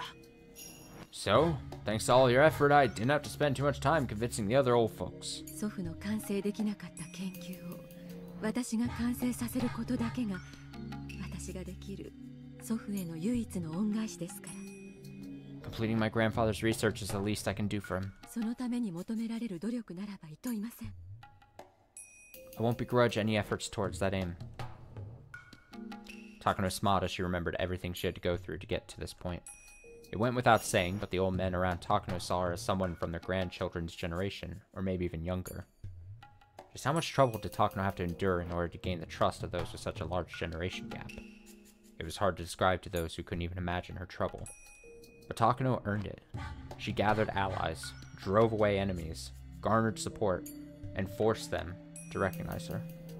She spent a long time establishing trust and rising to a status that the old men would welcome, which was all the more reason that meeting was a reward for her many days of hardship.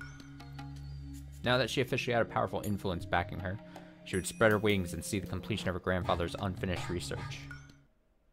さて、高野くんの研究を正式に引き継ぐことになったなら、 Well, now that you're officially continuing Takano-kun's research, ミオちゃんにも話しておかなきゃならんことがある。 there's something I need to tell you, Mio-chan. 何でしょう。伺います。 What is it? I'm listening. The old man paused and pulled an expensive cigarette from the cigarette holder on the table. Takano lit it up for him. She didn't smoke herself, but knowing that the old man did, she kept a lighter in her pocket. The constant build-up of little gestures like that were how she gained the trust she held today. Takano-kun noticed the Hinamazawa syndrome in Manchuria, not Japan. Yes. According to my grandfather's journal, around 1940, he learned that many soldiers sent from Hinamazawa to the Kwantung Army expressed terminal symptoms, which led him to surmise that an unknown infectious parasite dwelled in Hinamazawa. Under the harsh conditions of war, people sometimes lost their mind. In those conditions, those who were sent to a far-off battlefield from Hinamazawa spent their days under duress. Occasionally they exhibited terminal symptoms, hallucinated, and caused twisted incidents. Yet that all occurred in the extensive chaos of the battlefield. Every incident was handled separately, and no one suspected there was an underlying cause.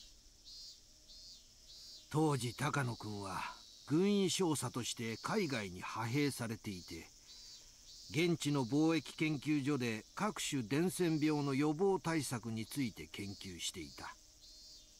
At the time, Takano-kun was working as a military physician in the Kwantung Army.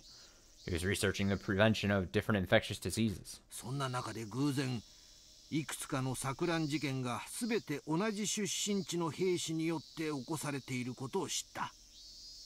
And one day, he noticed that several incidents of deranged behavior were occurring among soldiers from the same hometown. 高野くんはひなみ沢出身者に特有の症状ではないかと仮定し、個人的にこの研究を始めたのだ。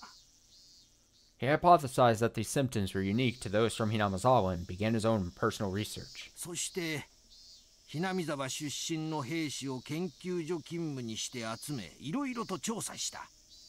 He hired soldiers from Hinamazawa as workers in his research center and studied them there. そしてひなみ沢独特のお社様信仰の存在を知り、得意な性質を持つ未知の疾病の存在を確信したのだ。 Then he learned of the unique Hinamazawa faith in Oyashiro-sama, and he was convinced that he found an infectious parasite with unique properties. Some may wonder how he could be so certain that these symptoms were caused by unusual parasites. At the beginning of the 20th century, German doctors proved that some unknown diseases were caused by bacteria and parasites. At the time, it wasn't too far of a jump to assume that unknown pathogens could be behind unknown diseases. For instance, in modern times, it's been revealed that beriberi is caused by vitamin B1 deficiency. But at the start of the 20th century, many loudly proclaimed that it was the work of an unidentified pathogen. 祖父はその研究が軍にとって価値のあるものになるのではないかと予想し、予算を求めましたが、一生に付されたとか。 Yes, my grandfather predicted that his research would be valuable to the army, so he asked for a budget, but they just laughed at him. As a researcher, her grandfather was very talented and passionate, but when it came to gaining the aid of political powers, he simply struck out. Hinamizawa syndrome. No, the possible existence of a parasite that infected the human brain and controlled emotions. Even though he made the remarkable achievement of discovering a mystery no one had explained before him, he was unable to convince others of that achievement, and spent his life alone, unable to garner support, and unable to achieve proper recognition for his achievement.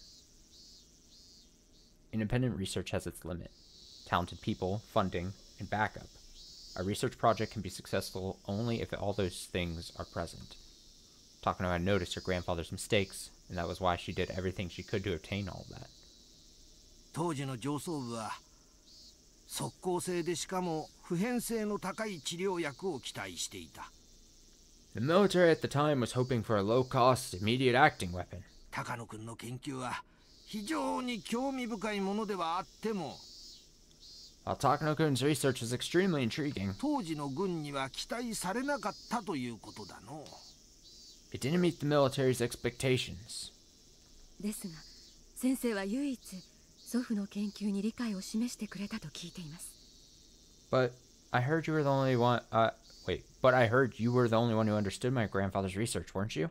祖父は先生のことを無二の親友と記していました。 In his journal, he calls you his best friend. 高野君とは同郷だった。 We came from the same hometown. 同じ蕎麦屋を知る人間と遠方の戦地で会えるというのは奇跡的なことだったの。 It was a miracle to run into someone from the same town on such a distant battlefield. 彼とは年は離れていたが、私たちは固い友情で結ばれていたのだ。 Although we weren't close in age, we became very good friends. だから高野君からはよく話をされたの。 So we talked a lot. 画期的な研究になるに違いない。本格的な研究のために予算をつけられるよう根回ししてほしいと何度も相談を受けた。 Many times he told me his research would be revolutionary and asked me to lay the groundwork to secure funding for full-scale research. 祖父の手記にも先生がいろいろと各方面に掛け合ってくださったことが記されています。 I read in his journal that you talked to many different people about his research. 結局祖父の研究が認められることはありませんでしたが、先生だけが理解者でいてくれたことはきっと存命中大きな心の支えになっていたものと思います。 Unfortunately, its value was never recognized, but I'm sure your support meant a lot to him. だが結局は何の力にもなれんかった。 But I was never able to really do anything for him. だから高野君にしてやれなかった協力をミオちゃんにするんだ。 That's why I want to help you, Mio-chan. ミオちゃんに協力するのは高野君に対する私の罪滅ぼしでもある。 Helping you is like atoning for my mistakes. ありがとうございます。 Thank you very much. 祖父は良い親友に恵まれたと思っています。 He was lucky to have you as his best friend. 軍上層部に先生のように理解を示してくれる方が少しでもいてくれたなら。 If only there were more understanding people like you in the military's upper echelon. 祖父の人生はもっと違ったものになっていたかもしれないと思うととても悔しく思います。 It's very regrettable to think that my grandfather's life might have been different. The old man closed his eyes and paused for a moment. Shortly after that, he looked into the distance and spoke. 実はな、真実はそうではない。 Actually, that isn't true at all. 上層部は高野君の発見に少なからず関心を持っていたのだ。 The higher-ups were interested in Takano-kun's discovery. What? それは初耳です。 I've never heard that before. でもそれならなぜ祖父の研究を認めなかったのですか？ Then why didn't they support his research? ある事情により高野君にひなみ沢症候群を研究させたくない都合ができたのだ。 Something came up and they couldn't let him look into Hinamizawa syndrome. その理由は私と一部の高級将校しか知らん。 Only a few of the top brass and myself knew the reason. 私を除き全員が他界した今、高野君の後を継ぐミオちゃんには話しておこうと思う。 Now that all but myself have passed, I think I should tell you, Mio-chan, since you're carrying on his work. 研究させたくない都合とは何ですか？ What came up? What was it? Takano had believed until this day that her grandfather's research was ridiculed by everyone, which was the reason why it never gained any recognition. Her grandfather had asked the military for funding so he could uncover the secret of Hinamizawa syndrome during the war. But just like the old man had said earlier, the military wanted an instant acting weapon, That was why they weren't interested in his research. That's what she had believed. But as it turned out, the military had actually shown an interest after all. Before I go on, I need to explain about the Kwantung Army in Manchuria at the time. While the Kwantung Army was stationed in Manchuria, opinions were divided on whether to advance our forces north or south. At the time, Japan had troops in Manchuria, but opinions were divided on advancing north to deter the Soviet Union or advancing south to expand our territory and secure resources. With the Soviet Union and its predecessor, Russia, being a landlocked, frozen nation, they had long yearned for an ice-free port that wouldn't freeze over in winter. They had made numerous attempts to expand their territory southward, too.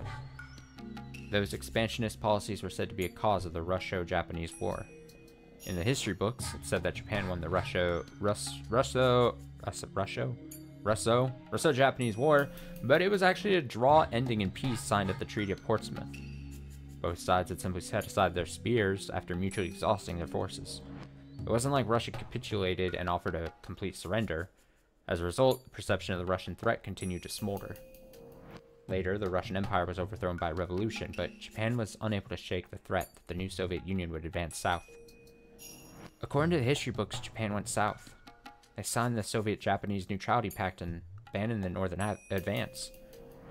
As a result, when the Great Patriotic War began, the Soviet Union was able to respond to pressure on their German front by pouring in their eastern forces. Though the Germans had managed to lay siege to Moscow, Soviets launched a massive counter-offensive that reversed the tides of war. Even with the Soviet-Japanese Neutrality Pact, the Soviets couldn't tell if Japan would attack them at some point. Because of that threat, the Soviets had to lose some forces in the Far East. They weren't able to devote enough troops to the German front. For starters, the Soviets had forged the German-Soviet Non-Aggression Pact too. Yet Germany broke the treaty and attacked the Soviet Union. To make matters worse, Japan and Germany had forged a military alliance. With all those factors in play, the Soviets naturally couldn't trust Japan to uphold their Neutrality Pact. Ironically, the Soviet Union was the one who broke the pact, but I won't go into that now. Exactly! Hitler signed the Tripartite Pact because he expected Japan to keep the Soviets' other front in check. But ultimately, Japan abandoned the North. With the superior German offensive, many supported the idea of waiting and watching it play out. They believed that even if he did advance north, it would be after Germany conquered Moscow. However, the plan was exposed to Sorge, and the Soviets transferred their heavy tanks from the far east border to the German front. That secured Germany's defeat at Moscow, and the Germans began seeing a string of defeats starting with the Battle of Kursk. It was a turning point in history, huh? During the Cold War, the Soviet Union was recognized as a global power, but at least in 1940, the Kwantung Army didn't think it was a particular threat. Japan had earned a victory with the Russo-Japanese War, and they took the new Soviet Union government lightly, assuming it wouldn't be stable after overthrowing the Russian Empire. That underestimation was corrected after the Nomonan incident in 1941. I hope everyone's taking notes during this history lesson. You will be quizzed at the end of this. After several fierce, short-term battles with the Soviet Union's advanced mechanized corps that led to great losses, the Kwantung Army realized they shouldn't fight the Soviets, and that inclined Japan toward the Soviet-Japanese Neutrality Pact. But at the very least, up until the Nomonhan incident, the Kwantung Army was strongly conscious of the Soviets, and divided on advancing north or south. Thanks to that, there were also voices advising caution, suggesting we avoid all-out war with China in order to shore up our forces against the Soviets. But the Sino-Japanese War broke out after the Marco Polo Bridge incident, right? July 1937. The Japanese and Chinese armies were staring at each other across the Lugao Bridge in Beijing. It was the middle of the night on July 7th. The Chinese army fired on the Japanese army in training and engaged in combat. This triggered the long Sino-Japanese War. Yes! According to historical records, that incident triggered the Sino-Japanese War, but with opinions divided over advancing north or south, the army was equally divided over a full-scale confrontation with China. No, in fact, we even received orders from General Staff Headquarters to resolve the matter quietly before the incident grew much bigger. so those supporting the northern advance wanted to settle the Battle of Lugao Bridge quietly, insisting that conflict with China was pointless in light of their anti-Soviet strategy. However, those on the mainland supporting the southern advance used this incident as cause to dispatch more troops to China. They enacted hard policies against China, thus the Marco Polo Bridge incident became the trigger for Japan and China to enter all-out war. After that and their bitter struggles in the Nomonhan incident, Japan greatly revised their Soviet strategy. They signed the Soviet-Japanese Neutrality Pact and secured the route for their southern advance. The Sino-Japanese War got worse and worse. If the Marco Polo Bridge incident hadn't happened, it's possible that history would have gone very differently. Maybe we would have ended up with in a war with them anyway. However, the South faction didn't get that chance. The military authorities would have kept restraining the Soviet Union. The Soviets would have had to divide their forces between East and West. And maybe Germany could have invaded Moscow. Then Japan could have gone to Siberia. This map could have been very different today. Germany wouldn't necessarily have won the war if it had succeeded in taking Moscow. England was keeping its strength on the other side of Dover Strait, after all. The United States was poised to enter the conflict. Besides, Napoleon once occupied Moscow. But in the end, he couldn't beat their winter and had to withdraw. It is one of those ifs, huh? The Axis might have won the war. Yes, it's possible that the gunshot from the Marco Polo Bridge incident changed the tide of history.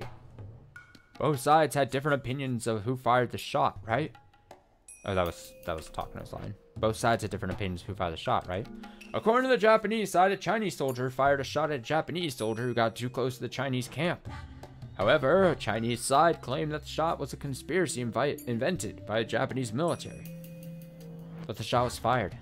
Even though nobody knew who actually pulled the trigger, it sparked the Sino-Japanese War. Yes! That's what the history books say. But, Kuzumi-sensei, what does that have to do with my grandfather? In the Marco Polo Bridge incident, a shot was fired at a unit that was training in the middle of the night. Everyone was summoned for a roll call. They were missing one soldier. The soldier came back later and it said that he was sent as a messenger and got too close to the Chinese camp. By the way, did you know that soldier was from Hinamazawa? Eh? Really?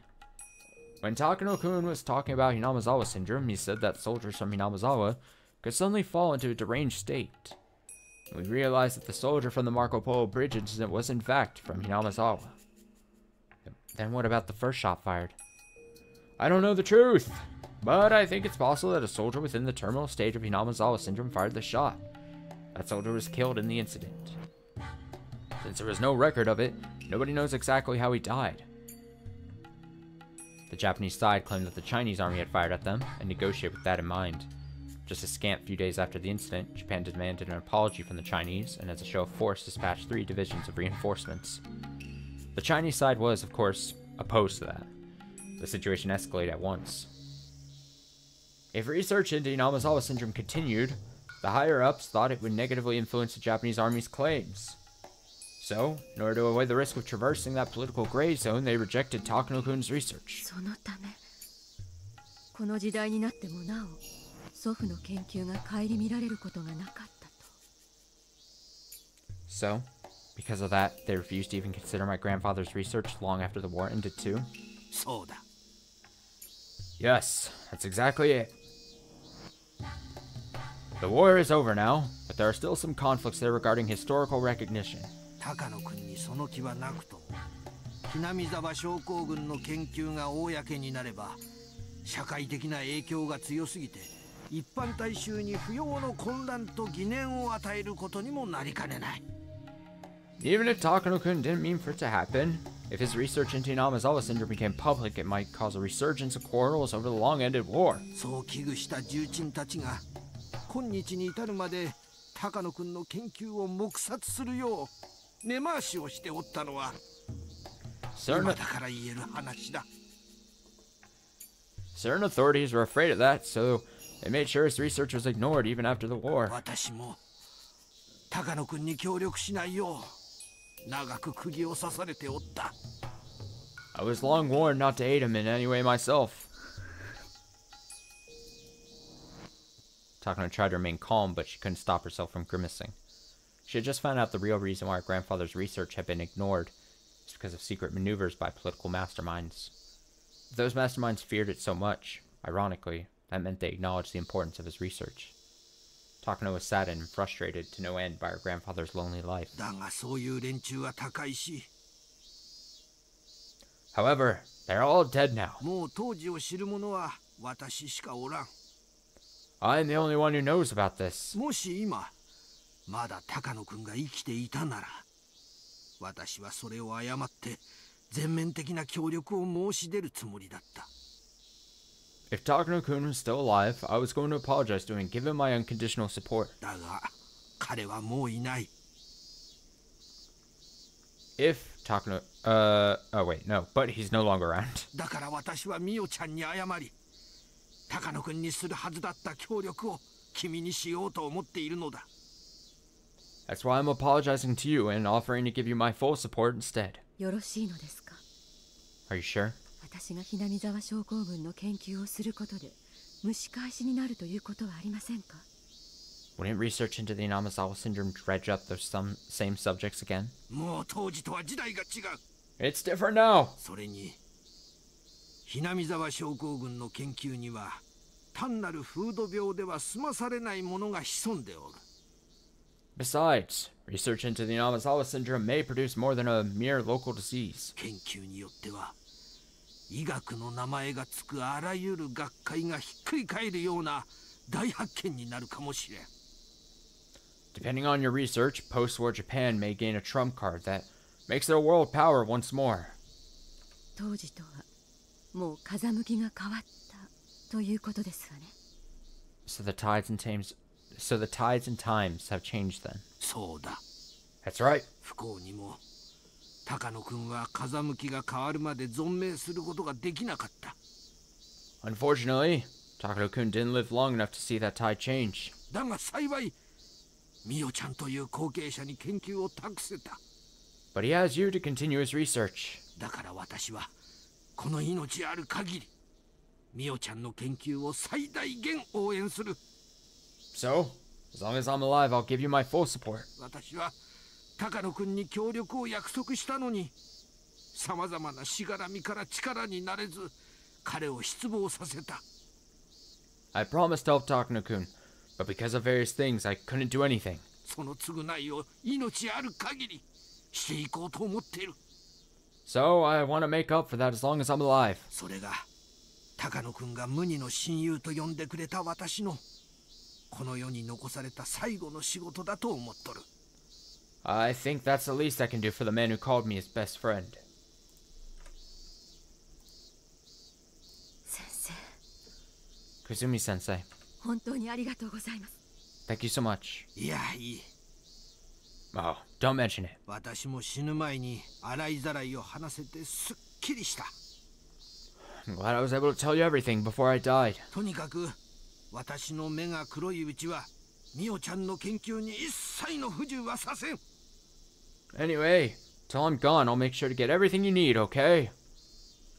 Now, let me touch your butt again. I've talked too much about things. 何かあったらいつでも頼りなさい。So, if anything comes up, be sure to let me know. 助力は惜しまないからの。I'll do anything for you. Takano couldn't even imagine what kind of bond this old man and her grandfather had between them. But thanks to that bond, Takano was able to gain a powerful supporter. Tears welled up in Takano's eyes as she gave him an emotional look, but in her mind, she was practically dancing at the promise of the old man's full support. The old man and Takano both bowed at the same time to show each other their appreciation. Once that was done, the old man became a little more serious. After that far too lengthy preamble, he finally said that what he really wanted to tell her. そういうことだ。So there you have it. 私が言いたいのはつまり、This is what I wanted to say. ひなみ沢症候群には歴史すらも作りかねない魔力が宿っているということだ。The Inamizawa syndrome has the potential power to make history. それは日本社会すらもねじ曲げかねない。It may even twist the fate of our country. そこのところをよく肝に銘じて慎重に研究をしなさい。So keep that in mind and be careful with your research.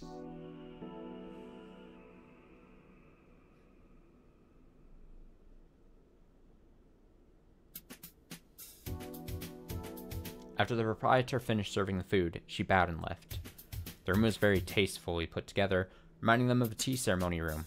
While it was sparsely decorated, quite a bit of money had obviously gone into it. This was a very famous Japanese restaurant, where many high-up officials and other important people held secret meetings. Takano was there, accompanied by about 5 gentlemen. She was sitting slightly further away from the men. They were clearly in a much more important position than she was. One of the men, wearing an expensive double-breasted suit, told Takano not to be so nervous. Please, relax, Takano-san.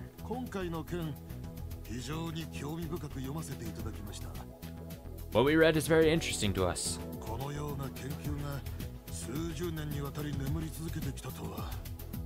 I can't believe this research was just sitting there for dozens of years. It is surprising.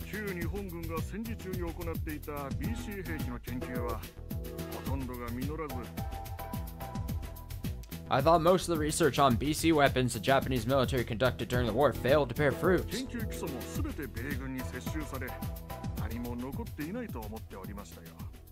And nothing was left after the US military confiscated even the fundamental research.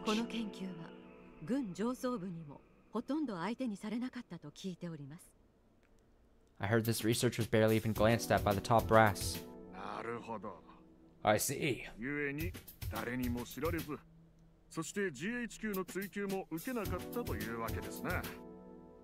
So that's why nobody knew about it and GHQ didn't investigate it. In that sense, at least, it was truly fortunate.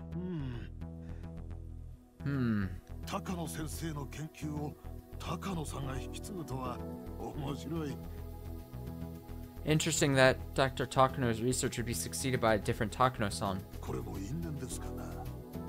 I suppose that's fate.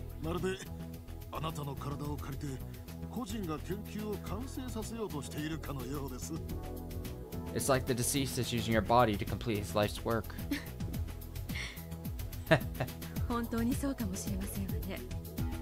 Maybe that's true. I feel a mysterious connection to him too. Takano adored Takano Hifumi and called him grandfather, but she hadn't revealed that relationship to others. She realized it wouldn't be beneficial for people to think she was involving personal feelings in her continuing Dr. Takano's research. So publicly, she once had exchanges with Takano Hifumi, and after his death discovered his research documents with his remains and chose to carry it on. At least that's how the story went. Well then, what do you think? The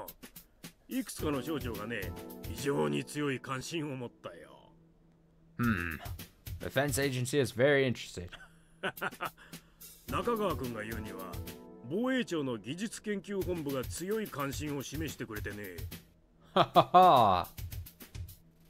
According to Nakagawa-kun, the Defense Agency's Technical Research and Development Institute showed great interest. They offered to sponsor the research too. Oh, that's wonderful! Congratulations, Takano-san. Thank you very much. Here's what they said. There's a research council for next generation deterrence, being led by experts in several different ministries. One of those is called the Alphabet Project. Have you heard of it, Takano-san? There's no way she would know about something like that. But it's very possible for these nationalists to research something dangerous without citizens knowing about it. Society forms something like a web made of connections between people. People hold hands with other people who share the same ideas and end up knitting a net.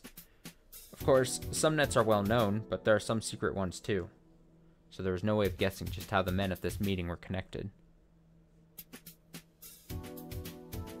A society involving research into deterrent weapons for the next generation.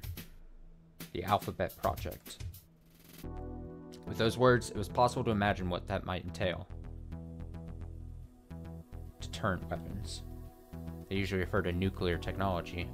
Weapons are normally used to destroy enemies. However, the general idea of deterrent weapons is very different. The assumption is that they won't actually be used against anyone. Nuclear weapons are largely used as a threat to prevent enemy invasion. Both the US and Soviets possess large stockpiles of nuclear arms, keeping each other in check. But they will never actually use them, because if they did, there'd be a nuclear war and both countries would be destroyed. So they're like a legendary weapon you never draw. Of course, the last resort only works because both sides have nuclear weapons. If one side lacks them, then they lose all military negotiation power. In other words, nations without nukes are powerless before nuclear-armed states. That can't be true. Japan abandoned nukes and still functions as a nation today. Or so some people may be thinking, but they're wrong. Japan abandoned nukes, but lies under the nuclear umbrella by allying itself with America. That means the nation functions thanks to America's nukes. However, that also means we must resign ourselves to forever being a vassal of America. In order for Japan to escape that and become a powerful nation equal to America, it must possess its own deterrence arms and step out of that nuclear umbrella. That society must have been put together by experts who believe in that ideal. Given that, even the name Alphabet Project makes sense. Nuclear weapons are weapons of mass destruction. However, weapons of mass destruction aren't always nuclear. They also include biological weapons and chemical weapons. Atomic, biological, chemical. The initials of these three words make up ABC. That's why weapons of mass destruction are sometimes called ABC weapons. I won't go into weapons of mass destruction that don't belong to those three categories. ABC, Alphabet. In other words, Alphabet Project must be a code for research into weapons of mass destruction. As it happened, this guess of Takano's was correct. By rights, Japan should possess nuclear arms.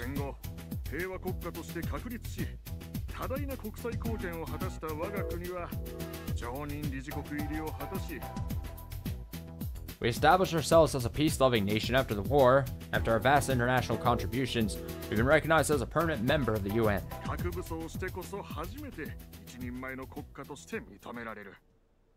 Yet until we possess nuclear arms, we won't be recognized as a proper nation. That is the long-held desire of post-war Japan. Exactly.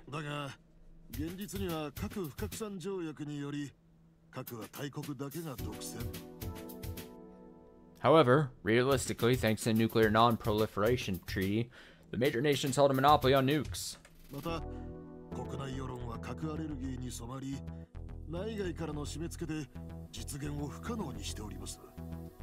Worse, our domestic public opinion is growing allergic to nukes, so foreign and domestic pressures make implementing them impossible.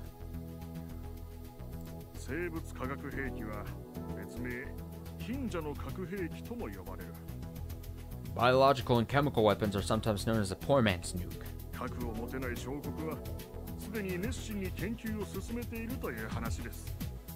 Small countries that can't own nuclear weapons have already started research into that kind of weaponry. Ha ha ha ha! Takano-san, please don't misunderstand us, okay?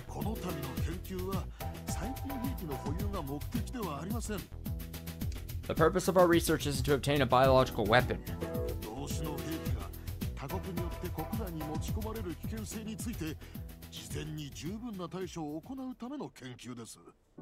Instead, our goal is to prevent such weapons from coming into Japan from other countries.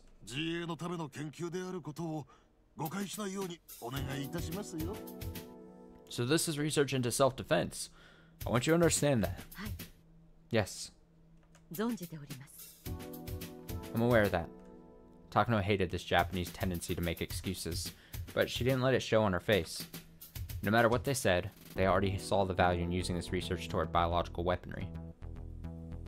However, in truth, that was just an excuse as well.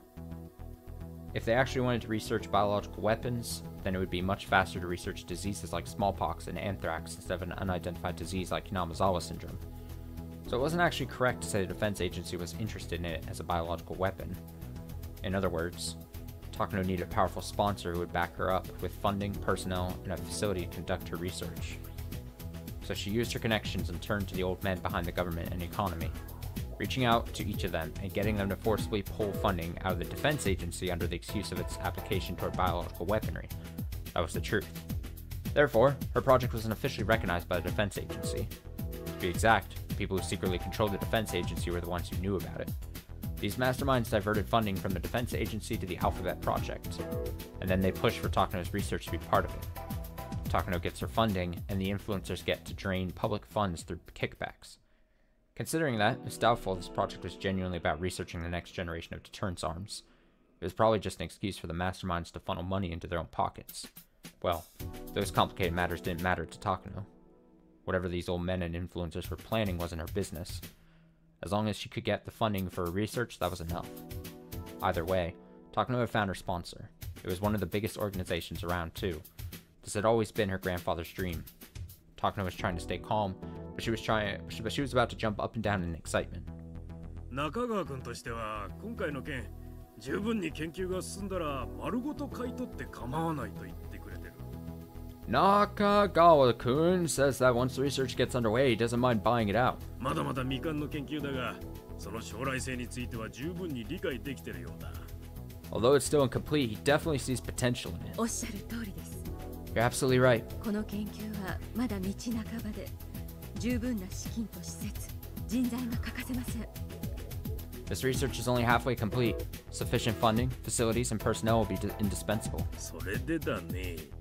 About that. ここからが交渉になるんだが、向こうとしてはこの研究丸ごと抱えてしまいたいのが希望らしいんだ。Here's where the negotiations start, but apparently they wish to take on this research in its entirety. こう言っちゃ悪いんだが、君一人に任せるには荷が重いと考えてる。I feel bad saying this, but they think the burden is too much for you to bear alone. Hearing that put quite the damper on Takano's ecstasy. 私はお金が欲しくて研究しているのではありません。I'm not trying to make money off of this. 一人の研究者としての知的探求心からです。I'm working as a researcher purely out of intellectual curiosity. 私に必要なのはスポンサー。What I need is a sponsor. 先方が求めるのは成果。And what they seek are results. そういう関係に期待したかったのですが。That was the relationship I'd hoped to establish. Takano realized she was talking rather breathlessly, so she tried to calm herself down. Either way, they'd be backing the research. Considering they're hoping for results that merit the budget, they probably feel that Takano's still too young to handle it. 分かってます分かってます。I know. 高野さんが今日まで積み上げてきた研究を横からかっさらわれたんじゃ、それはあんまりですからね。You've been working on this for a long time, and you don't want anyone just to grab it from you, right? そこは私もよく分かってます。I totally understand that. もちろん向こうにもそれは伝えました。Of course, we've already informed them. それで出てきた折衷案がこれです。So here's a compromise we came up with. まずアルファベットプロジェクト内の新規事業として高野さんの研究を立ち上げます。First, we'll start your research as an offshoot of the Alphabet Project. 理事会の承認を経れば正式に予算をつけることができますからね。Once you have the board of directors' approval, you'll be given official funding. 高野さんには客員という形でプロジェクトに参加していただき、研究に携わるという形になります。We'll have you participate in the project as an associate researcher, and you'll take part in the research that way. If she wanted their funding, she'd have to fall under their authority, of course. So far, she had no objections. ただ、研究会は今回の研究に予算をつけるにあたり、いくつかの条件を挙げています。However, the Research Society has listed a few conditions in exchange for funding this project. 一つは、先ほど先生が申し上げた、この度の研究に関する分野で優秀な才能を持つ人物に研究筆頭を委ねることです。First, as was just mentioned, it's to entrust the position of lead or researcher to an individual that's skilled and talented in this field of research. お言葉を返すようですが、私以上にこの研究に詳しい人物が高野先生を除いて存在するとお思いですか？ I hate to interject, but who would be more knowledgeable about this than me?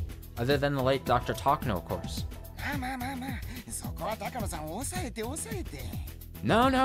Please calm down, Takano-san. お気持ちはごもっともです。I understand how you feel. それでは、その人物に私が研究を売り渡すのと何も変わらないではありませんか？ Still, how is this any different from selling my research to this individual? 全く話が違います。This isn't what we discussed at all. 落ち着きなさい、高野さん。No, calm down, Takano-san. Those cunning old men didn't miss sight of the faint leak of anger that crossed Takano's expression. They gave evasive laughs, as if remarking how immature she still was if she let her emotions show over such a little thing. However, they weren't laughing to look down on Takano. On the contrary, they were trying to tell her to wait until the end.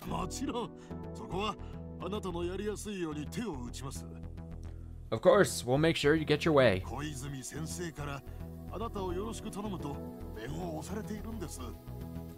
Koizumi-sensei told me to take good care of you.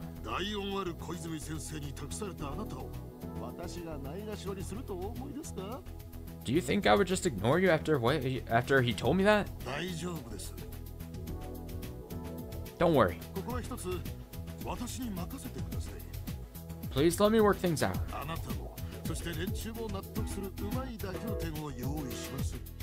I'll make sure you'll be happy. What do you mean?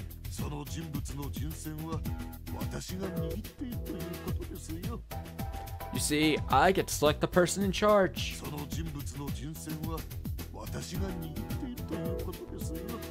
Whoa! Everyone chortled except Takano. After a moment, she joined in. In other words, he meant that he would find just the right person. The defense agency has suggested finding an expert to lead the project because they didn't feel comfortable with just Takano. However, Takano's sponsor was the one tasked to find such a person. In that moment, Takano realized it. Ah, how wonderful it is to have such a powerful backer. Let me work it out. I'll find some candidates for you.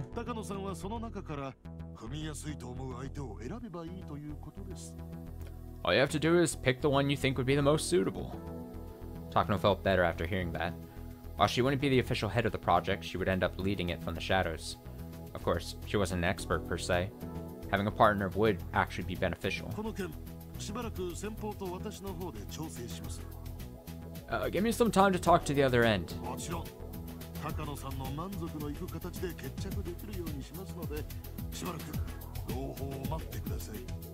I'll make sure you'll be happy with the outcome. Please, just be patient for a while. I understand. Thank you for everything. Oh, by the way, it's not just the defense agency.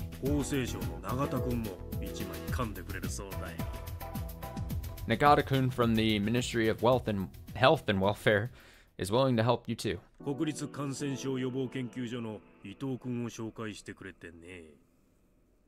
He introduced me to Ito-kun from the National Institute of Infectious Diseases. He's willing to help you with equipment and other technology. Really? Thank you so much.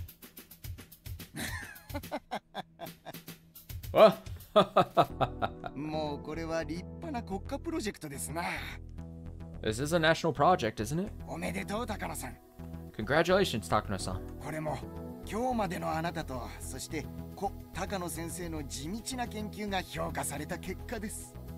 This is all because of your effort and the deceased Dr. Takano's hard work. Oh, no. This is all because of Dr. Takano. I haven't done anything yet.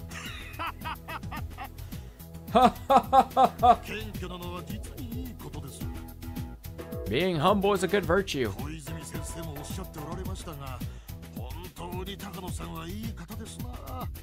Just like Koizumi-sensei told me, you truly are a nice person, aren't you? No wonder he adores you.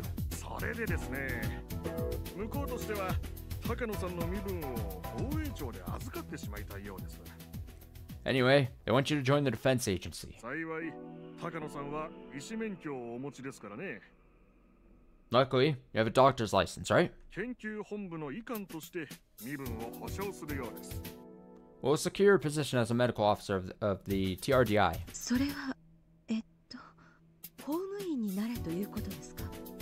Do you mean I'll be a public servant? I wasn't expecting that.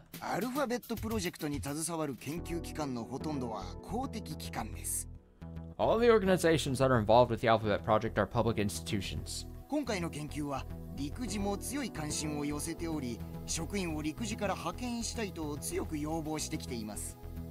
The SDF is actually interested in this research as well, and they're making strong requests to dispatch some of their personnel too. ですので、場合によっては身分は陸自の扱いになるかもしれません。So depending on the circumstances, you may be treated as an SDF member. まあこの辺は役人の縄張り争いだと思ってください。 Well, just think of those matters as officials squabbling over jurisdiction. その役人たちの上に立つには役人の身分が必要になってくると、そういうわけですな。 So to stand above those officials, you'll need your own official position. まあもちろんどういう形になろうとも高野さんが不快に思うようなことにはしませんから安心してください。 No matter what, we'll make sure you'll be happy, so please don't worry about anything. わかりました。 I understand. そのあたりはお任せいたします。 I'll let you work things out. しかし、高野先生がかつて旧日本軍にこの研究の援助を求めた時には断られたことを思うと。 But knowing Dr. Takano's research was once rejected by the old Japanese military, 自衛隊が興味を示されたのが意外というか遅いというか複雑な気持ちですね。 it's hard to believe that the self-defense force is interested in it now. それは仕方ありますまいな。 Well, I couldn't be stopped. 戦況が悪化していた日本軍が求めていたのは即効性があり、瞬時に戦局をひっくり返せるものだったのでしょう。 With the war situation worsening, the Japanese military sought something with immediate effect, something that could turn the war around. 決して高野先生の研究を見下していたわけではないはずです。 I don't think they were looking down on Dr. Takano's research. That wasn't true, of course. Takano already heard that confession from the old man. She exhaled. To her, it was like the meeting in front of her was happening somewhere far away. She had longed for this day to come, and worked so hard to reach it. Finally, her grandfather and his research were attaining recognition. This was the day she had dreamed of. So she was frightened just imagining that it might be an actual dream. True joy can't be felt all at once. Oftentimes, it's a delayed reaction. Takano thought that must be exactly what she was feeling. すると思います。 I think... 多分、左官クラスの階級が与えられるのではないでしょうか。 I imagine you'll probably be given a field officer's rank. となると、高野さんは副隊長の地位になりますから、おそらく3差ではないかと。 Since you'll be second in command, you'll likely be a major. これは素晴らしい。 That's wonderful. 高野三佐ですか。 Major Takano, huh? いやいや、羨ましいですな。 My, I'm a little jealous. 男に生まれたからには一度くらいは自分のことを階級で呼ばれてみたいものですが。 As a man, I wish I had a rank like that. いやはやいやはや、高野三佐ですか。うんうん。 Boy, oh boy, Major Takano, huh? 三佐 A major? 何ですか？ What does that signify? ああ、自衛隊の階級のことで三等陸佐のことです。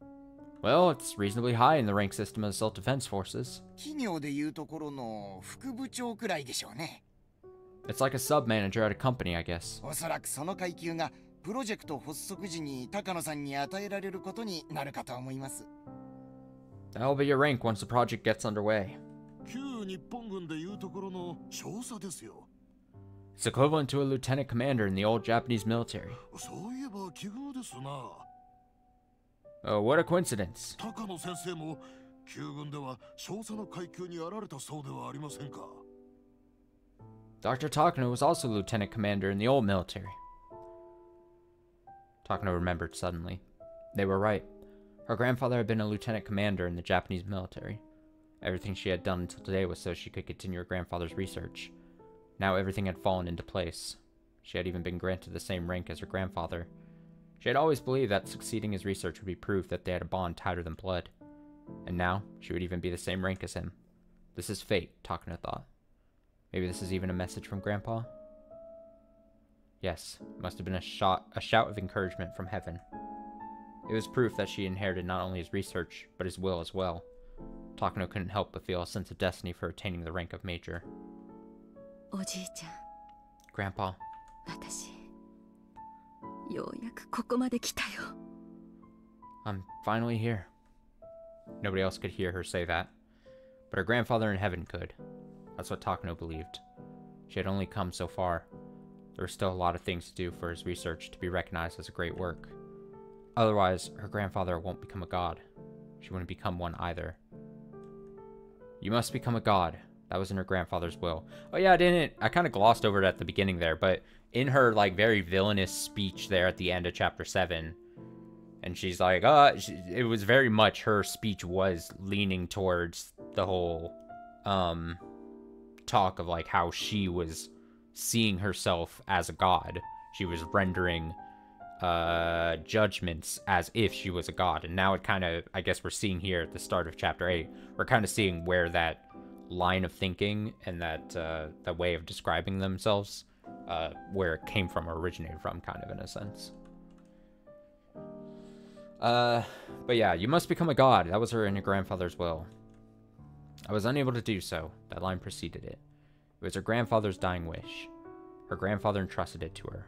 All of his research. A god can't be physically brought back to life. God is made in the hearts of the people who remain alive. Her grandfather will live on in her heart. His exploits will be known to many, and all the scholars will fight to read his documents, to steal them from each other. And they will learn about Hifumi Takano, who began his research during the war. They will know that nobody understood him, and that he ended up devoting his lonely life to his research. And finally, they will extol his grand achievement.